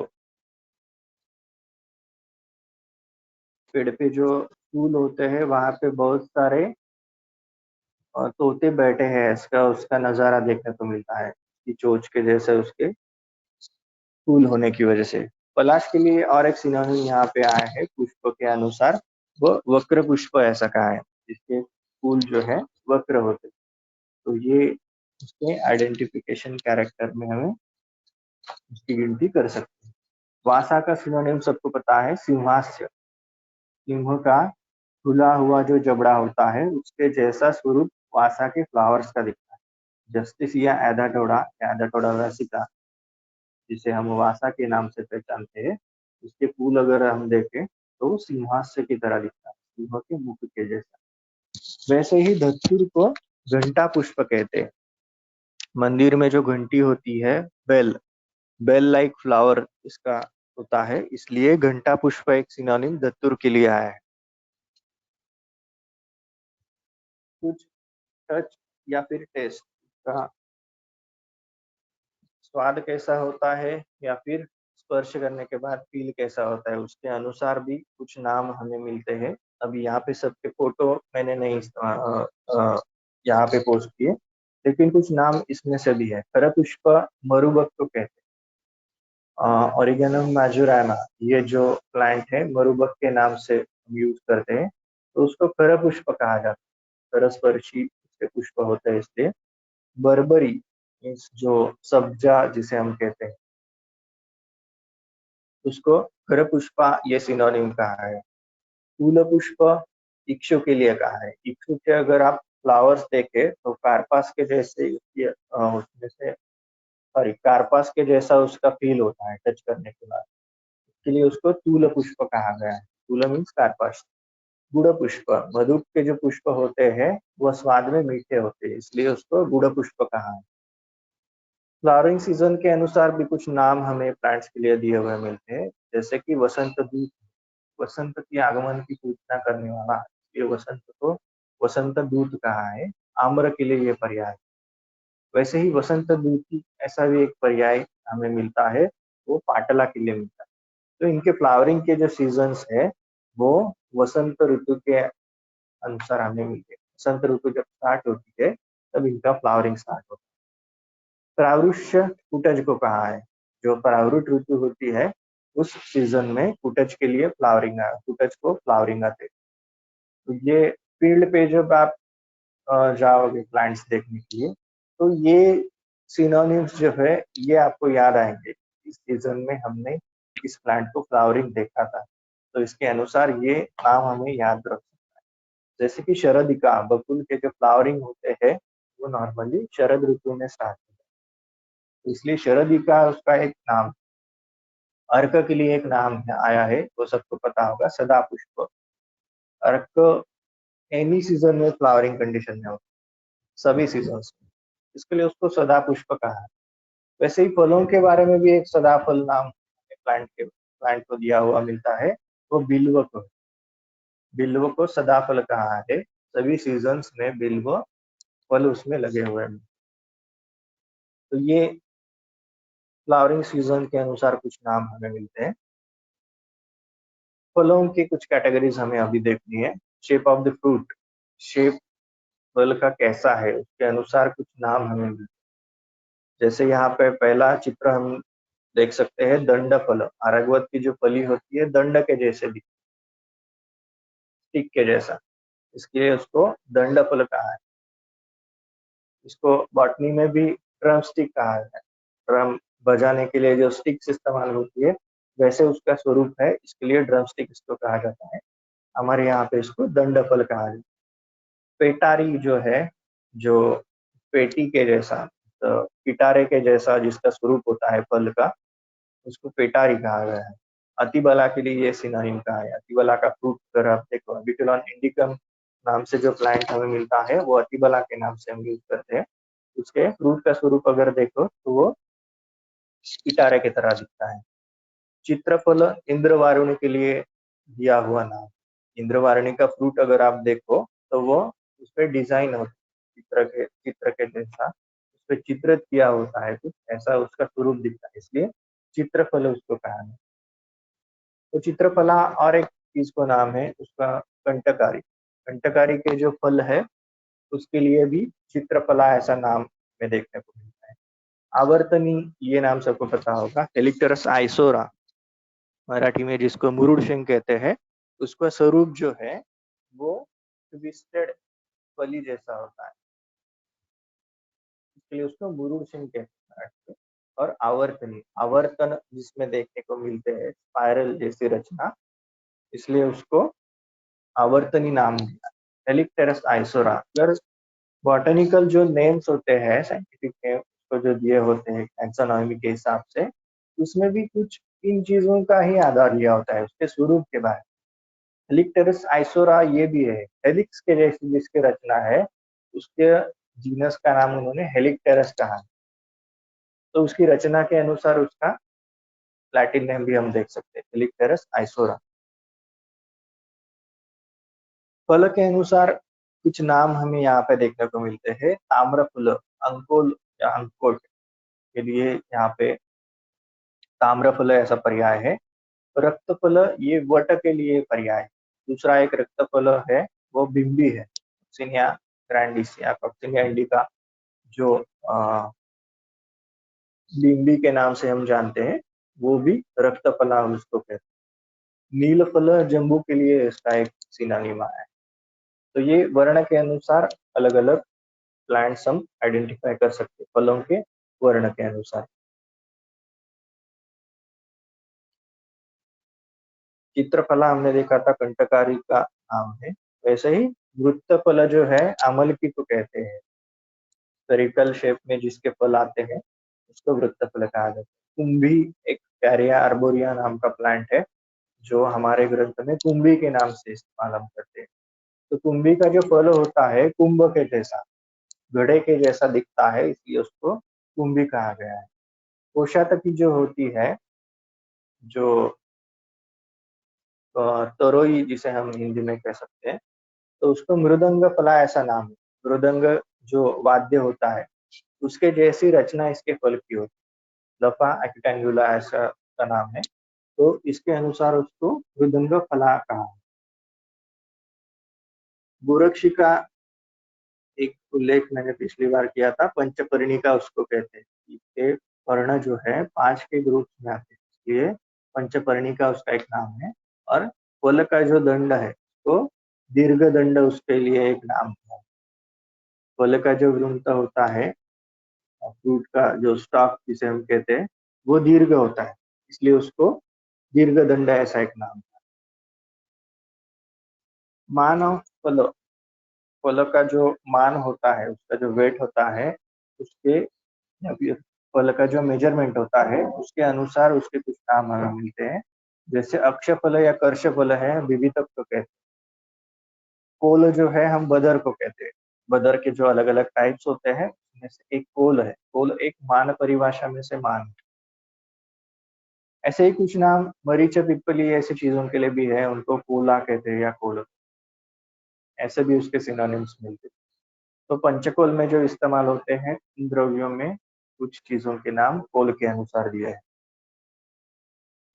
बीज के अनुसार कुछ नाम हमें मिलते हैं, जैसे कि विडंग है, बिलियराइट्स जो होता है वो चित्र तंडुल उसे कहा जाता है। तो विडंग के बारे में एक छोटी सी चीज यहाँ पे मेंशन करना चाहूंगा। जो वनस्पति का स्वरूप हमने देखा था, वृक्ष है या क्षुप है, गुल्म है या लता है, तो ऐसे कुछ प्लांट्स होते हैं जो जिनके जो जीनस होते हैं वो अलग अलग स्वरूप में हमें देखने को मिलते हैं। जैसे कि उसके वृक्ष भी होते हैं, क्षुप भी होते हैं, लताएं भी होती हैं।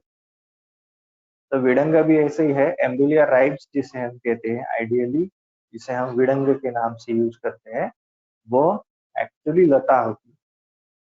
हमें विडंग कहीं पे देखने को मिलता है गार्डन में वगैरह, वो जो है वो क्षुप है, वो एम्बुलिया राइब्स नहीं होती, अलग स्पीसीज होती है एम्बुलिया जरमकोटम या रोबुस्टा उसे। तो ये चीजें भी हमें फील्ड पे देखने को मिलती है। जब मुझे पहली बार एम्बुलिया राइब्स देखने को मिला था, तब जो खुशी थी उसकी वो बयान नहीं कर सकते।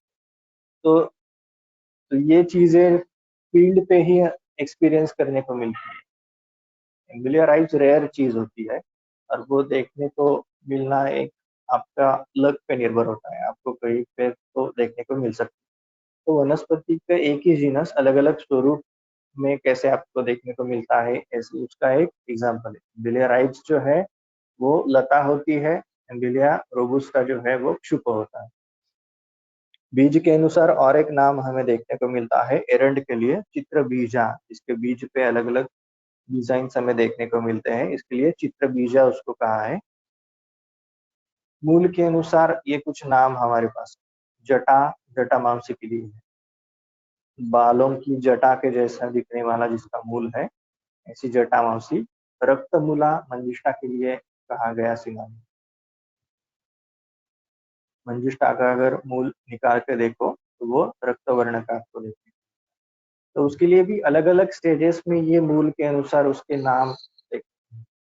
जैसे कि ताम्रमूला है, रक्तमूला है, कालमेशिका ऐसा एक नाम। तो तुरंत निकाला हुआ जो मूल है, ताजा जो मूल है आर्द्र अवस्था में, उसको अलग कलर होता है। थोड़ा सा सेमी ड्राई कंडीशन में होता है, उसका कलर थोड़ा सा चेंज होता है, और पूरा ड्राई होने के बाद फिर से कलर चेंज होता है।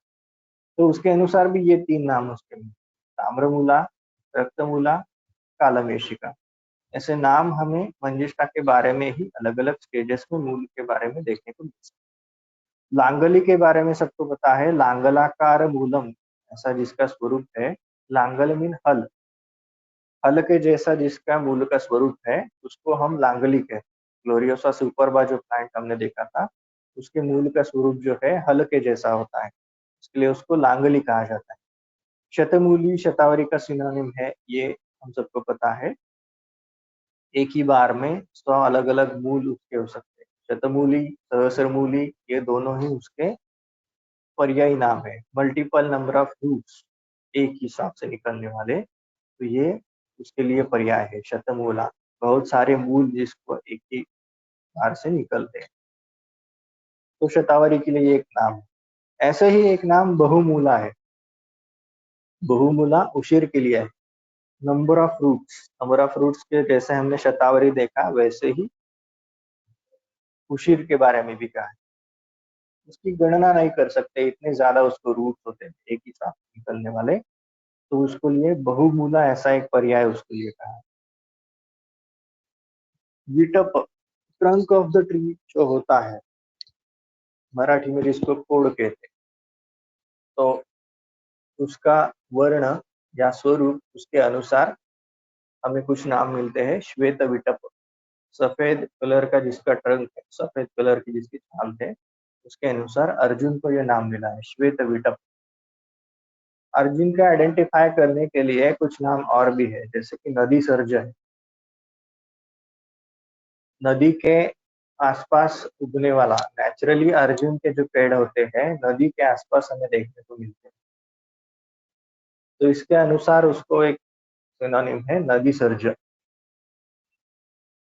तो ये एक आइडेंटिफिकेशन कैरेक्टर उसका निश्चित ही हो सकता है। अगर पुणे में जो लोग रहते हैं तो उनके लिए एक यहाँ पे लोकेशन हम बता सकते हैं, जो नदी का पात्र है उसके आसपास के उद्यान के कंपाउंड जो है, वहां पे अर्जुन के बहुत सारे पेड़ है, तो उससे हम अंदाजा लगा सकते हैं कि नदी सर्ज क्यों कहा है। लाइन में उसके बहुत सारे पेड़ है अर्जुन के, तो नदी सर्ज ये जो नाम है वो वहां पे रिप्रेजेंट करता है। श्वेत विटप, ये इस पिक्चर में तो समझ में इजीली आ सकता है। अर्जुन के विटप के लिए एक और आइडेंटिफिकेशन क्राइटेरिया हमें देखने को मिलता है, वो तो है पीलिंग बार्क। उसकी जो छाल है वो इजीली सेपरेट होने लगती है सूखने के बाद, पीलिंग बार्क जिसे कहते हैं। यही कैरेक्टर हमें अमलकी के बारे में भी देखने को मिलता है और शिल्लकी के बारे में भी देखने को मिलता है। तो ये पीलिंग बार्क का कैरेक्टर ये 3 ट्रंक्स में हमें देखने को मिलता है, लेकिन उसमें भी डिफ्रेंसिएशन कैसे कर सकते हैं। अर्जुन को श्वेत विटप कहा जाता है, शिल्लकी और अमलकी हम अलग अलग उसमें डिफ्रेंशिएट कर सकते हैं उसके पत्तों के अनुसार। और एक चीज को पीलिंग बार्क जैसा कैरेक्टर हम देख सकते हैं, वो है अमरूद। अमरूद तो बहुबीज ऐसा कहा है, तो उसका भाई जो बार्क होता है वो इजीली सेपरेट होने लगता है, इसलिए उसको पीलिंग बार्क कहा है। वक्त के अनुसार वल्कल द्रुम ऐसा एक नाम हमें मिलता है। भुर्जपत्र सबको पता है, पुराने समय में लिखावट के लिए कागज की तरह इस्तेमाल करने वाले जो पत्ते होते हैं उसको भुर्जपत्र कहा है।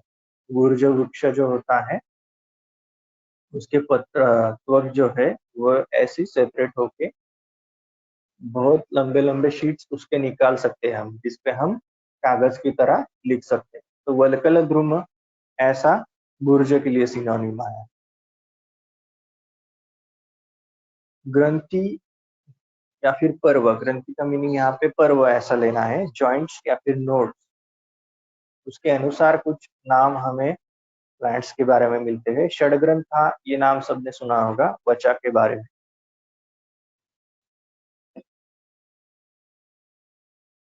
6 नोड्स या फिर 6 जॉइंट्स उसमें हमें देखने को मिलते हैं। त्वचा का जो एंटायर रूट जो होता है वहां पे 6 जगह हमें नोड्स देखने को मिल सकते हैं। ये फोटो जो है वैसे ही दिखाने की कोशिश की है। जो पत्ते उगे हुए दिख रहे हैं वो जो है वो 6 नोड्स आपको देखने को मिल सकते हैं। यहाँ पे जो छोटे छोटे है वो 5 है और बड़ा वाला 1, तो यहाँ पे 6 जगह उसका डिवीजन किया है, 6 पर्व उसके किए हैं, इसलिए वचा को षडग्रंथा ऐसा एक सिनोनिम हमें देखने को मिलता है। इसके स्वरूप के अनुसार ये एक आइडेंटिफिकेशन क्राइटेरिया उसका हम देख सकते हैं।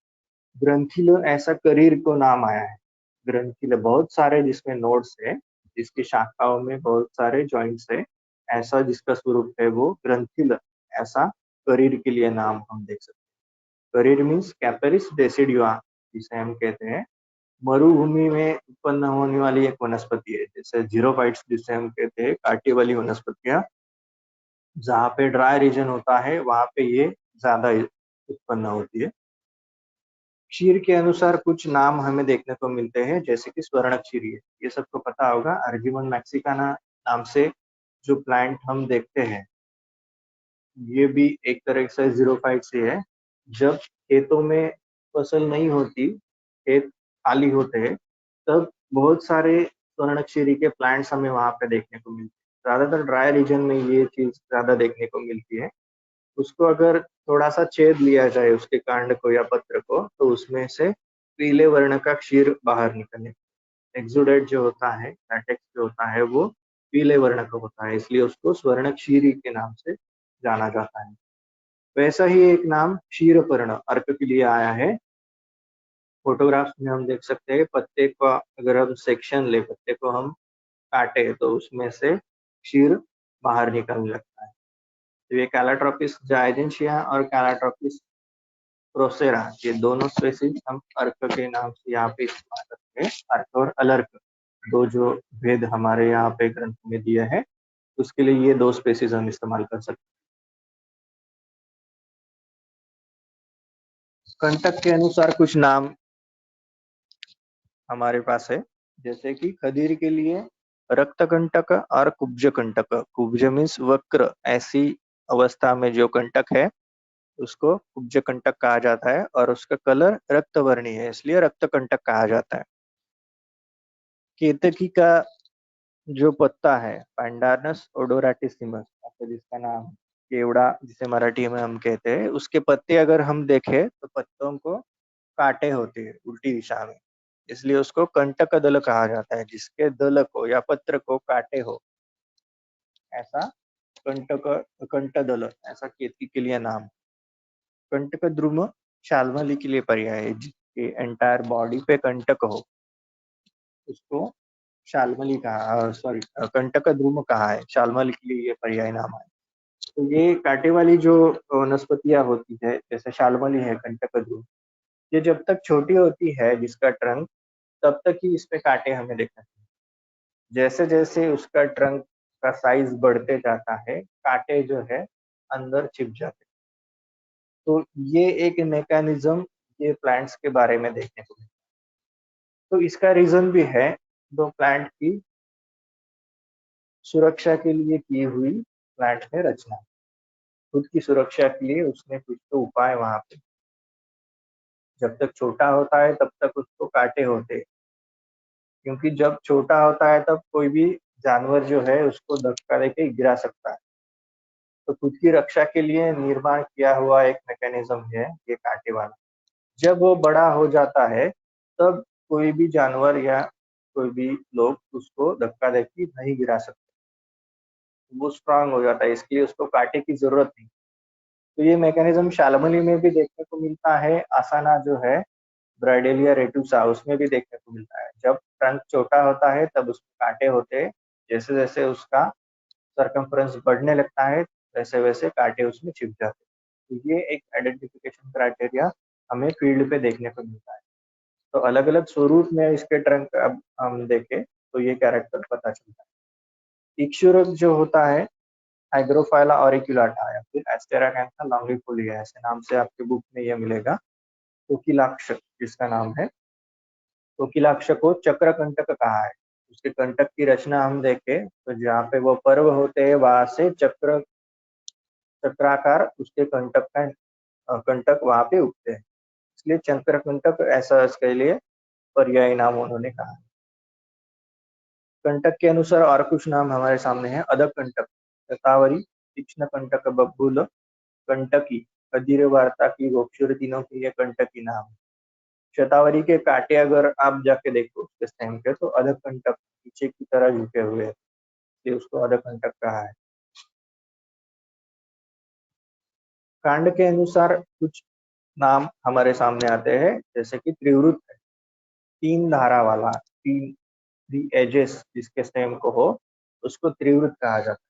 निशोत्तर के लिए एक नाम यहाँ पे हमें देखने को मिलता है। या फिर चतुशिरा, फोर बॉर्डर्स जिससे होते हैं जिसके कांड को, उसको चतुशिरा, अस्थि संहारक या अस्थि श्रृंखला, तो ये नाम दिया गया। जिसस क्वाड्रेंगुलरिस, जिसका लैटिन नेम जो है वो उसी के अनुसार लिखा, क्वाड्रेंगुलरिस। स्टेम जो है क्वाड्रेंगुलर होता है, इसलिए फिशस क्वाड्रेंगुलरिस। सार के अनुसार कुछ नाम हमें मिलते हैं, उसमें जो सबसे पॉपुलर है वो रक्तसार है। रक्त चंदन के लिए ये नाम है टेरोकार्पस सैंटालिनस। इसका अगर क्रॉस सेक्शन हम स्टेम का निकाल के देखें तो अंदर का जो सार भाग होता है वो रक्तवर्णी होता है, इसलिए इसको रक्तसार कहा गया।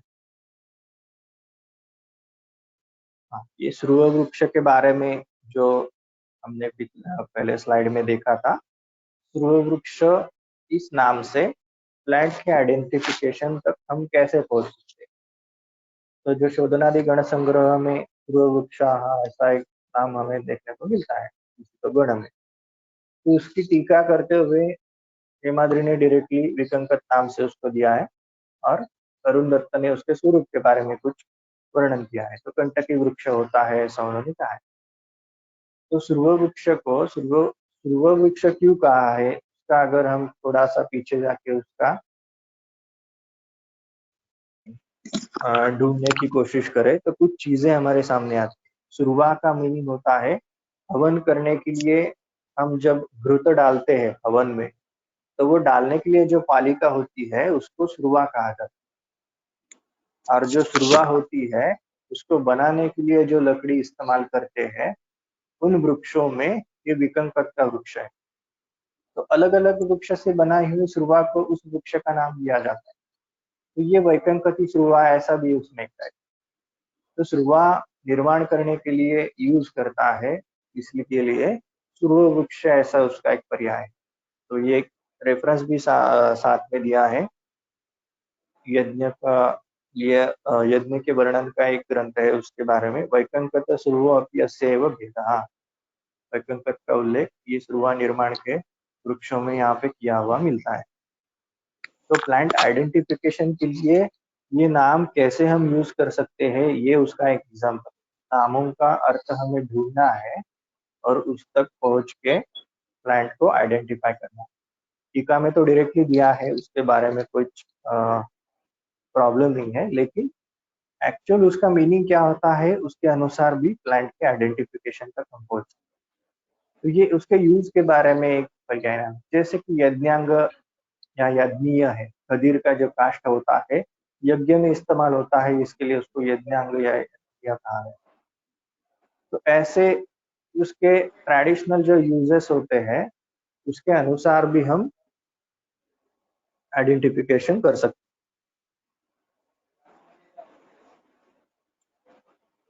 द्रव्य विनिश्चय के लिए मतलब कैसे करना है, उसका मेथड क्या होना चाहिए, तो एक बुक का नाम उसके लिए बताता हूँ, glossary of vegetable drugs in Brihattrayi. Thakur Balwant Singh ji और सुनेकर शास्त्री इन्होंने लिखा हुआ एक बुक है, glossary of vegetable drugs in Brihattrayi. तो उनमें प्लांट का निश्चय करने के लिए उन्होंने कुछ मेथड्स दिए हैं। तो यहाँ पे उन्होंने तीनों ग्रंथ जो है बृहत्त्रयी जो है उनमें से सारे रेफरेंस को कोट करके उसके बाद उसके जो जो रेफरेंस है स्वरूप के बारे में उनमें देखने को मिलते हैं, उनको कलेक्ट करके कौन सा प्लांट उस नाम से लिया जाना चाहिए उसके बारे में कुछ चर्चा की। तो फॉर एग्जांपल यहाँ पे किन्ही का एक फोटोग्राफ मैंने देखे रखा है। तो किन्ही का वर्णन कहाँ कहाँ पे आया है बृहत्त्रयी में, उसके कुछ रेफरेंसेस उन्होंने दी। और किन्ही किसे कहना चाहिए उसके बारे में थोड़ी सी चर्चा नीचे के पैराग्राफ में।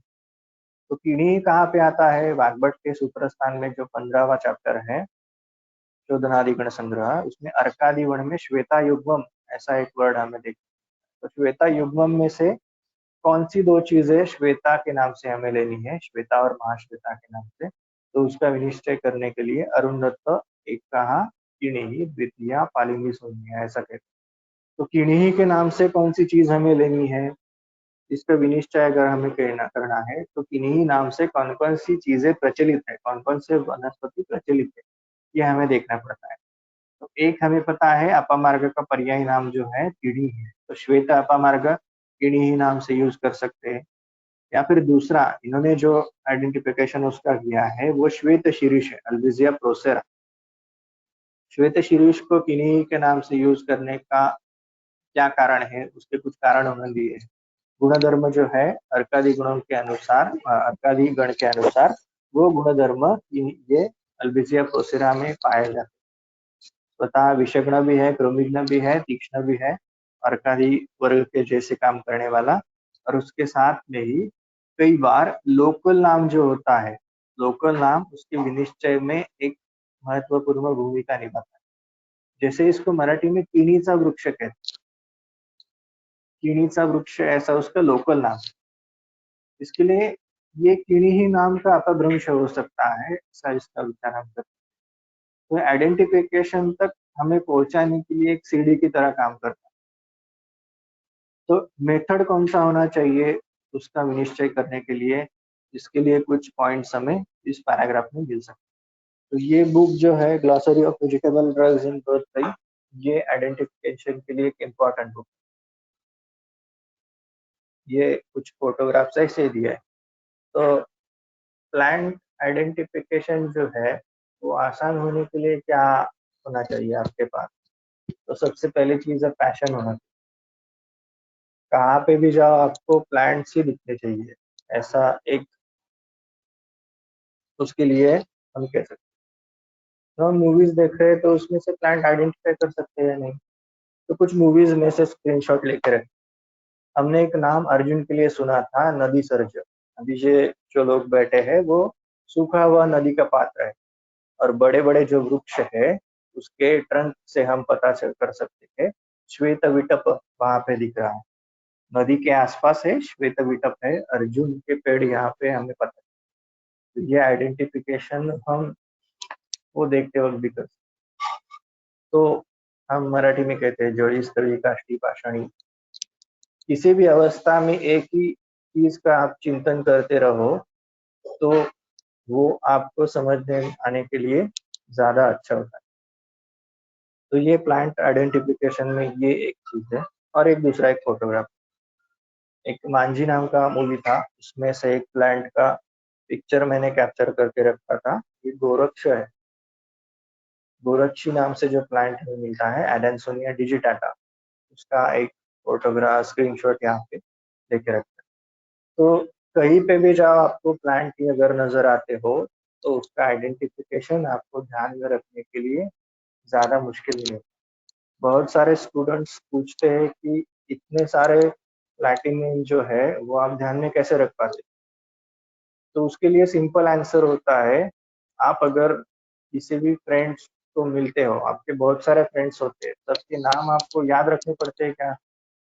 तो सामने आने के बाद अपने आप उसका नाम हमारे दिमाग में आ जाता है। तो वैसे ही ये प्लांट्स को आप अगर फ्रेंड्स की तरह ट्रीट करते हो, मैं कहीं भी प्लांट्स देखने नहीं जाता, उनसे मिलने जाता, उनको आपकी फ्रेंड्स की तरह मिलने को जाओ, हो सके तो उनसे बातें भी करो, वो आपको खुद की जानकारी दे देंगे। तो ये चीज जो है, उनसे जो कनेक्शन होता है प्लांट से, वो आपके आइडेंटिफिकेशन में एक टूल की तरह काम।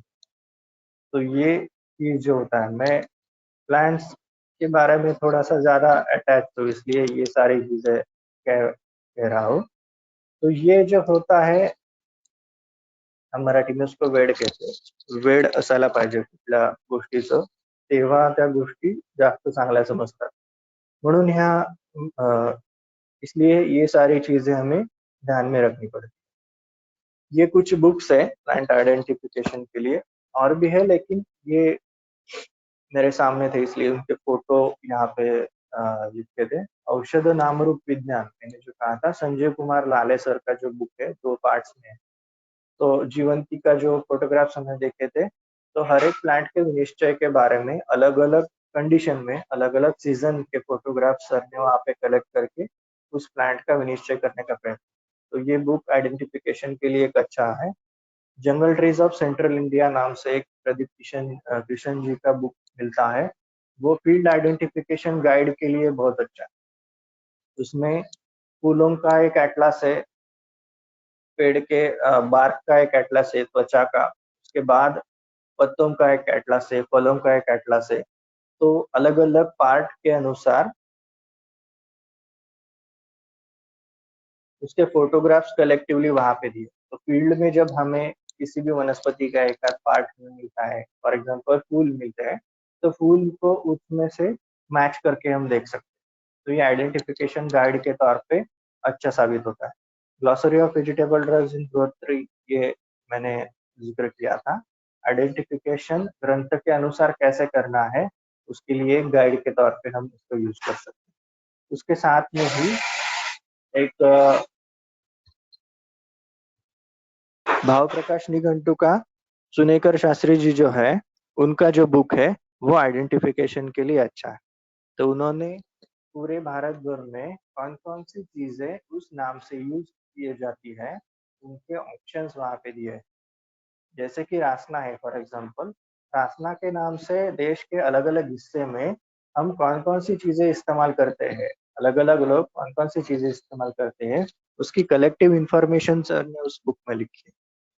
तो वो भाव प्रकाश निघंटू का जो बुक है वो हमें आइडेंटिफिकेशन के लिए सहायता करता है। तो ऐसे बहुत सारे बुक्स होते हैं, जैसे फ्लावर्स ऑफ सह्याद्री है श्रीकांत इंगड़ हरिकर सर का, वो भी आइडेंटिफिकेशन गाइड के तौर पे हम यूज कर सकते हैं। ऐसे नंबर ऑफ बुक्स हमें आइडेंटिफिकेशन के लिए बाजार में मिलते हैं, लेकिन ये कुछ हमें उसमें से यूज होने वाले हैं। तो हमारा काम क्या है, आइडेंटिफिकेशन क्यों जरूरी है? जो चीजें ग्रंथ को अपेक्षित है, जो चीजें चिकित्सा में ग्रंथ को उस नाम से अपेक्षित है, उस द्रव्य तक हम पहुंच सके, इसके लिए ये सारे आइडेंटिफिकेशन टूल्स हम इस्तेमाल करते हैं। जो हमने अभी एक ही टूल के बारे में ज्यादा बात की है वो है द्रव्यों के पर्याय नाम। इसलिए की है कि स्वरूप के बारे में वर्णन, जो हम बोलते हैं कि स्वरूप के बारे में वर्णन ग्रंथ में या ग्रंथों में ज्यादातर नहीं किया है, तो वो जो वर्णन करते हैं स्वरूप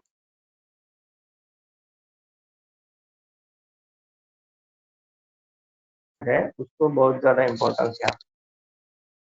तो बॉटनी के बारे में अभी ज्यादा बात नहीं करूंगा, क्योंकि ग्रंथ के हिसाब से हमें कौन सी चीज आइडेंटिफाई करनी है, ये इसका अभ्यास पहले करना पड़ेगा। बॉटनी के कुछ कैरेक्टर्स हम ध्यान में रख के उस चीज तक पहुंच सकते हैं, जैसे कि फैमिली कैरेक्टर्स है, जीनस के कैरेक्टर्स है और स्पीसीज के कैरेक्टर्स। वो हमें जब हम फील्ड पे जाके देखते हैं प्लांट्स, उसके वेरिएशंस हम देखते हैं, तो उसके बारे में हमें थोड़ा थोड़ा पता चलने लगता है। बॉटनी का अध्ययन अलग से हमें करना नहीं पड़ता, वो अपने आप इसमें कवर हो जाता है। तो ये सारी चीजें जो थी, इसमें से कुछ पार्ट आइडेंटिफिकेशन के बारे में जितना मुझे पता था वो मैंने अभी शेयर किया। अगर इसमें कुछ करेक्शंस हो तो आप करेक्ट कर सकते हो। मेरा जो बताना था वो यहाँ पे मैं स्टॉप करता हूँ। सर,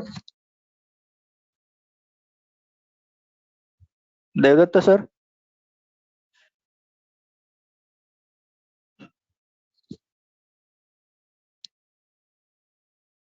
ओके, आपका अगर समाप्त हो गया है तो कुछ प्रश्न अगर रहेंगे तो पूछ सकते हैं।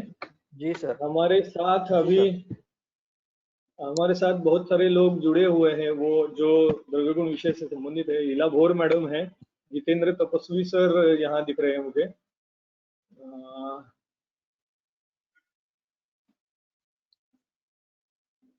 सर इनसे तो थोड़ा थोड़ा हाँ, बिल्कुल मार्गदर्शन बिल्कुल। अगर मिले तो अच्छा होगा। भोर मैडम को मैं अनुरोध करता हूँ कि कुछ अगर इसमें आप ऐड करना चाहेंगी तो कर सकती है।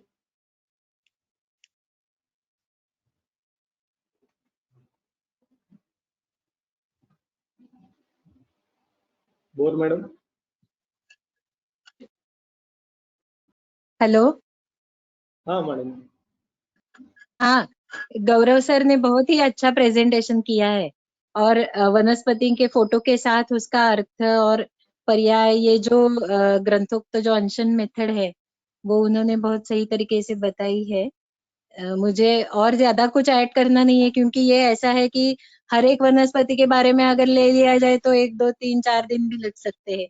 तो उन्होंने गाइडलाइंस जो दी है उसके हिसाब से हम अपने अपने तरीके से और भी ढूंढ सकते हैं। हर एक ने ऐसा करके अपनी अपनी एक पीपीटी बना सकते हैं हम, कि हम कायम तरीके से हम उसको याद रख सकते हैं।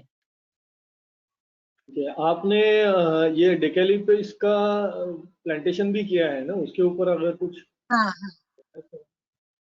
हाँ, डेकालेपिस का जो जैसे कड़ू सर ने बताया उनके व्याख्यान में, उन्होंने सबसे पहला किया महाराष्ट्र में, और बाद में उन्हीं से लेकर हमने भी किया था। तो जो बात ये जैसे हेमिडेस्मस जो सारिवा के बारे में जो है ना, उसी तरीके से जो डेकालेपिस है उसके बारे में हमें अनुभव मिला कि उसके भी रूट्स जो है वो बहुत अंदर जाते हैं और बहुत बड़े बड़े घने स्टाउट रूट्स मिलते हैं। वैसे हेमिडेस्मस कमर्शियली लेते नहीं है, क्योंकि वो जो है बहुत स्लेंडर होते हैं और कमर्शियली वो वेट में कम आते हैं, इसके लिए आजकल डेकालेपिस ही लेते हैं ना। तो ये एक बात है। दूसरी है पृश्निपर्णी जो है ना, पिठवन, जो हमने कोकण में उसका प्लांटेशन किया था, तो उसको गुहा करते हैं। गुहा पर्यायी नाम है। तो वो भी है कि वो एकदम स्थिर मूल और बहुत डीप जमीन के अंदर जाते हैं। एक मेरा अनुभव है कृष्णपर्णी के बारे में भी। तो गुहा पर्याय उसी के हिसाब से वो एक सिद्ध हो सकता है।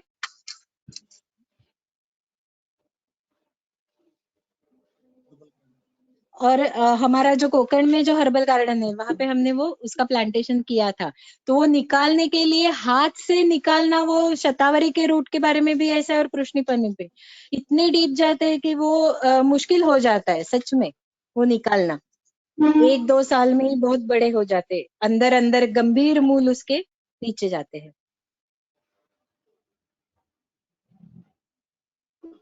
ठीक है। तपस्वी सर, हाँ, तपस्वी सर और कुछ।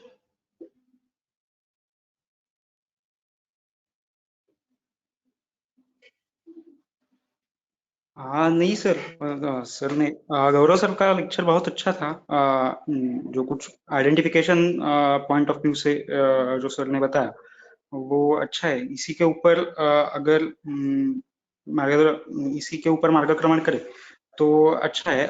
उसमें सिर्फ 2 पॉइंट ऐड करना चाहूंगा कि चक्रपाणी दत्ता's कमेंट्स ऑन ड्रग्स, ऐसा भी एक बुक जो है वो अवेलेबल है मार्केट में। और डंधना's comment on drug, PV Sharma ji का बुक है, आउट ऑफ प्रिंट है, लेकिन अगर किसी के पास है तो जेरोक्स से ऐसा करके हम ले सकते हैं, पढ़ सकते हैं। तो उसमें रेडी मटेरियल जो है वो सब कलेक्ट किया हुआ है। ठीक है, और कुछ। मेरी एक क्वेरी है गौरव सर, कि सुरव वृक्ष के बारे में हाँ, सर। आपने जो बताया है, तो फ्लैकार्टिया की 2-4 हाँ। स्पेसीज है जिसको तांबट कहते हैं मराठी में, और विकंकत भेद ऐसा चक्रपाणी कहता है। तो विकंकत तो क्षुप जैसा क्षुप स्वरूप गुल्म है, और तांबट जो कह रहे हैं यानी फ्लैकार्टिया इंडिका है, फ्लैकार्टिया जोगोमोनास है, फ्लैकार्टिया लैटिफोलिया है। तो ये इनका जो है वो फ्लैकार्टिया लैटिफोलिया और इंडिका 3 से 5 मीटर तक बड़े होते हैं, और जोगोमोना से ये 6 से 10 मीटर तक बड़ा हो रहा है। तो इसमें से कौन सा हमने फिक्स करना चाहिए, ऐसा मेरा एक क्वेश्चन है इसके बारे में। क्योंकि श्रुव वृक्ष मैंने बहुत सारे ये जो वैदिक लोग रहते हैं जो यज्ञ करते हैं, उनको मैंने पूछा था कि शुरुआत किसकी बनाते हैं, तो वो उन्होंने बताया तांबट की बनाते हैं, मराठी में जो बोलते हैं तांबट। तो तांबट को अभी तांबट करके भी 3 स्पेसीज हमारे सामने है, तो उसमें से कौन सी स्पेसीज आपको अगर मालूम रहे तो कृपया बताइए।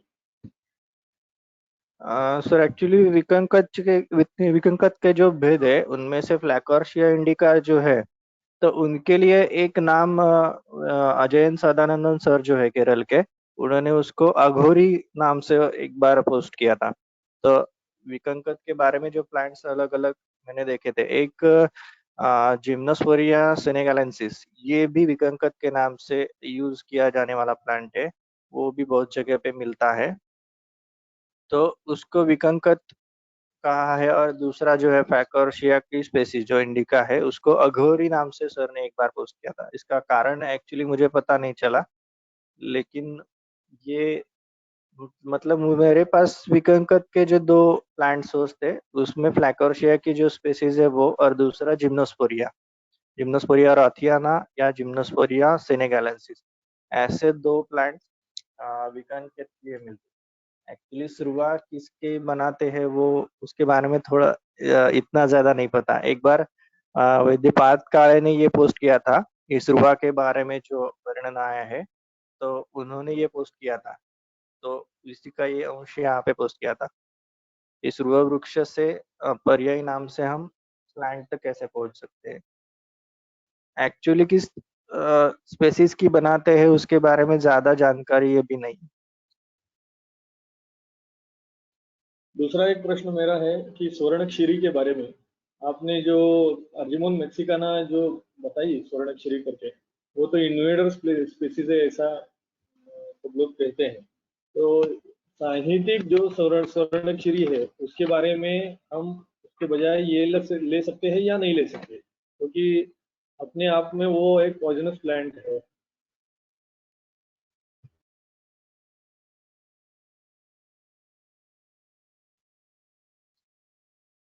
सर ठीक से समझ में नहीं आया।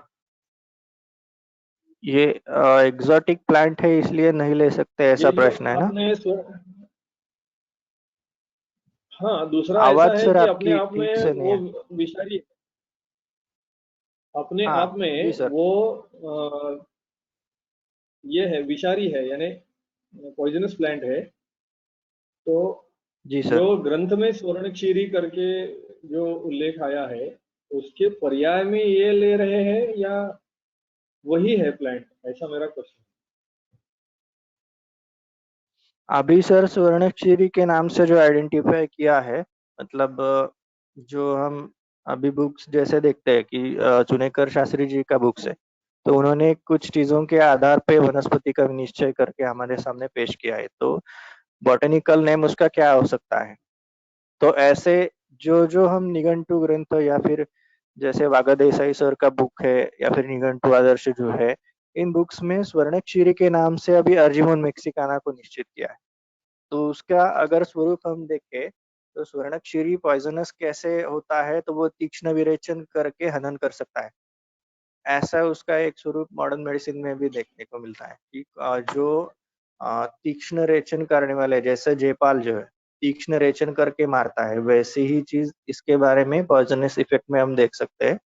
तो उसके अनुसार जो क्षीर इसका जो होता है वो तीक्ष्ण रेचन करने वाला होता है और पीत वर्ण का होता है। अगर हम चरक का महाकषाय देखें, भेदनीय महाकषाय, तो उसमें भी स्वर्णक्षीरी का वर्णन है। तो ये मल का भेदन करके उसका तीक्ष्ण विरेचन करना है, सब ये काम करेगा। तो इनके आधार पे अर्जिमोन मेक्सिकाना को स्वर्णक्षीरी कहा गया होगा, ऐसा एक मेरा मत है, ओपिनियन है। उसके अलावा स्वर्णक्षीरी का ओपिनियन कंकुष्ट के बारे में भी कई जगह मिलता है। कंकुष्ट की जो टीका है कुछ जगह पे, तो उसका एक ओपिनियन स्वर्णक्षीरी भी दिया है। कंकुष्ट के जो अलग अलग ओपिनियंस है, तो उसमें स्वर्णक्षीरी के क्षीर को कंकुष्ट माना है, ऐसा भी एक मत हमें रसशास्त्र के टेक्स्ट में देखने को मिलता है। तो ये सभी को अगर विचार में लिया जाए तो अर्जिमोन मेक्सिकाना को हम स्वर्णक्षीरी कंसिडर कर सकते हैं, ऐसा मेरा एक ओपिनियन था। ये ऑथेंटिक वेबसाइट्स के बारे में कुछ प्रश्न आया है कि what are the authentic websites used for plant identification.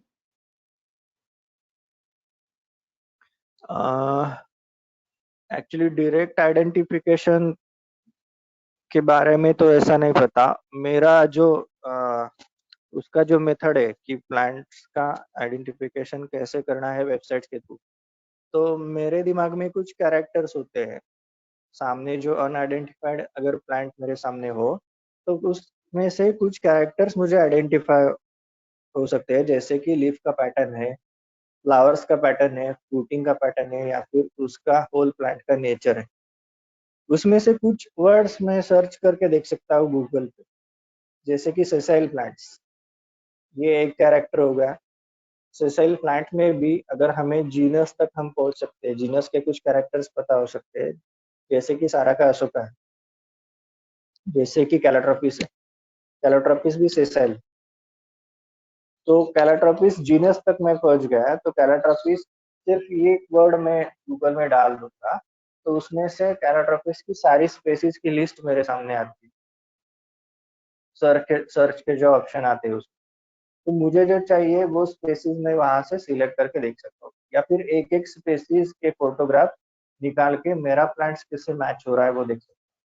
या फिर अगर फैमिली कैरेक्टर्स हमें कुछ पता हो, अगर अगर हमारे सामने अनआइडेंटिफाइड प्लांट्स हो, तो फैमिली वाइज हम प्लांट्स देख सकते हैं, जैसे कि लेगुमिनेसी फैमिली है, प्लांट्स इन लेगुमिनेसी फैमिली, ऐसा गूगल पे अगर सर्च किया तो सारे प्लांट्स की फोटो आपके सामने आ जाते हैं सर्च में। तो उनमें से हमारा प्लांट्स किसके साथ में मैच होता है वो हम धीरे धीरे उस तक पहुंच सकते हैं। तो उसमें भी आगे जाके कौन सा जीनस है, पता चला कैसिया का जीनस में ये कैरेक्टर्स हमें देखने को मिल सकते हैं, इसके पत्ते कैसिया के जैसे दिखते हैं या फिर उसके फ्रूट्स कैसिया के जीनस जैसे दिखते हैं। तो कैसिया के जीनस में कौन कौन से प्लांट्स आते हैं वो गूगल पे सर्च करके देख सकते हैं। एक ही वेबसाइट पे ये सभी चीजें आपको मिलेगी ऐसा बताना थोड़ा सा मुश्किल है, लेकिन अगर उसके अलग अलग नामों का विचार किया जाए तो फ्लावर्स ऑफ इंडिया जो है उस पे हमें प्लांट के अलग अलग नाम मिल सकते हैं। एक बार आप उसके साइंटिफिक नेम तक पहुंच गए, लैटिन नेम तक, तो उसको हम अलग अलग भाषा में या संस्कृत में उसको क्या कहा जाता है उसका उसकी जानकारी जो है वो हम फ्लावर्स ऑफ इंडिया से ले सकते हैं। तो ये एक वेबसाइट जो है फ्लावर्स ऑफ इंडिया उसके लिए अच्छी है। सर्च इंजिन्स कुछ एप्लीकेशंस कई लोगों ने बताए थे, जैसे कि पिक्चर दिस जैसा है, तो आप उसमें प्लांट का पिक्चर डाल दो तो वो प्रोबेबल आउटकम्स उसके दिखाता है आइडेंटिफिकेशन के लिए, लेकिन वो हर बार उतना कारगर साबित नहीं होता, उसमें भी एरर्स बहुत सारे आते हैं, आपका आइडेंटिफिकेशन उतना क्लियर नहीं होता। इसलिए एक स्पेसिफिक वेबसाइट उसके बारे में मैं नहीं बता सकता, लेकिन अलग अलग नामों का अगर जानकारी चाहिए तो फ्लावर्स ऑफ इंडिया उसके लिए अच्छा है। मुझे एक जो वेबसाइट मालूम है वो मैं बता देता हूँ कि envis.frlst.org ऐसी एक वेबसाइट है जो FRLST की वेबसाइट है। उसके ऊपर आपको बहुत सारे फोटोग्राफ्स भी मिलते हैं और उसका जो ड्राई सैंपल है उसका भी फोटोग्राफ आपको मिलता है। envis.frlht ऐसा अगर सर्च करेंगे तो आपको शायद वो मिल जाएगा। दूसरी बात ऐसी है कि भोर मैडम आपको कुछ मालूम है इसके बारे में, तपस्वी सर और भोर मैडम? हाँ, किसके बारे में सर? हेलो। ये ऑनलाइन अगर कोई सर्च इंजिन या ऐसा कुछ है कि जिसमें से आप आइडेंटिफिकेशन के लिए वनस्पतियों का सर्च कर सकते हैं तो हाँ, I think flowers of India, लेकिन तपस्वी सर इसके बारे में ज्यादा बोल सकते हैं।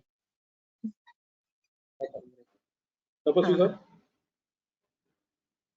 हाँ नहीं सर, ये दो ही है। बाकी बोटेनिकल नेम और उसके आइडेंटिफिकेशन के लिए द प्लांट लिस्ट करके एक है, तो वही पता है, लेकिन उस पे आइडेंटिफिकेशन नहीं होता है।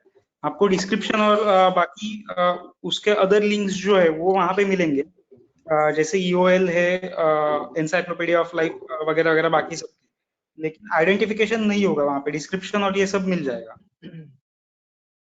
अच्छा। हेलो, एक FRLST जो है ना ऑनलाइन, हाँ अगर हमें कुछ हाँ सर्च करना है या ऑथेंटिसिटी के लिए देखना है तो FRLST में बहुत से प्लांट साइट्स है, तो हम देख सकते हैं उसके ऊपर। हाँ बैंगलोर की जो वो हो गया। FRLST की है। हाँ बिल्कुल।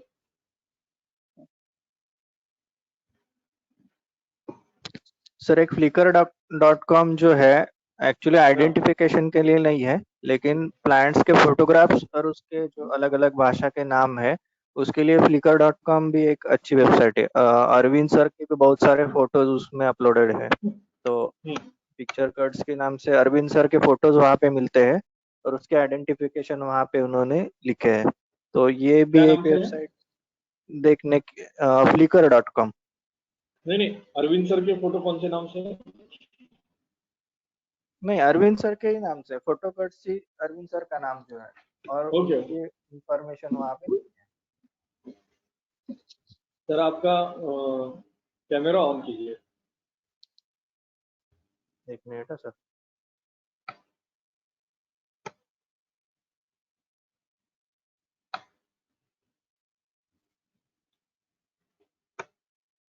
एक प्रश्न आया है कि श्री वेष्टक इस किस प्लांट का पर्याय है और जो दद्रुहर लेप में बताया गया है सहस्रयोग। श्री वेष्टक जो है सरल वृक्ष जो हमें मिलता है इनस रॉक्सबर्ग है जो हिमालयन प्लांट है, तो उसके लिए गंधविरोधा, ये गंधविरोधा जिसको मराठी में कहते हैं, निर्यास जिसका इस्तेमाल करते हैं, तो उसके लिए श्री वेष्टक ऐसा पर्याय नाम है। एक गंध द्रव्य है, ज्यादातर वो धूपन के लिए या फिर लेपन लेपन के द्रव्यों में वो इस्तेमाल होता है। तो हिमालयन प्लांट है। कल उसके बारे में मैडम का लेक्चर है ही, तो ज्यादा जानकारी मैडम से उसके बारे में पता चली हमें। देवदार के जैसा दिखने वाला, जिसको हिंदी में चीड़ कहते हैं, सरल वृक्ष, तो उसका सिनोनिम श्री वेष्टक है।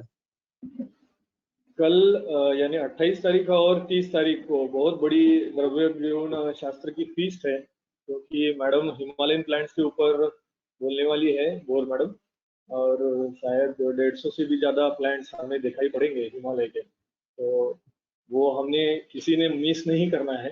अभी शायद प्रश्न खत्म हो गए हैं, तो हम यहाँ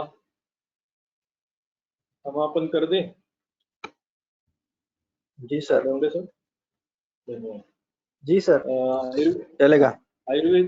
आयुर्वेदीय और आयुर्वेद टीचर्स एसोसिएशन द्वारा कोरोना कालीन लॉकडाउन में आयुर्वेदीय अभ्यास माला का जो आयोजन किया है, उसमें गौरव डोंगरे सर ने आके आपका जो व्याख्यान प्रस्तुत किया है, उसके लिए हम उनके बहुत आभारी है, ऋणी है, और ऐसा सहयोग आप बहुत बार आगे भी देते रहेंगे, ऐसी अपेक्षा करते हुए आज मैं यहाँ ये मीटिंग समाप्त कर देता हूँ।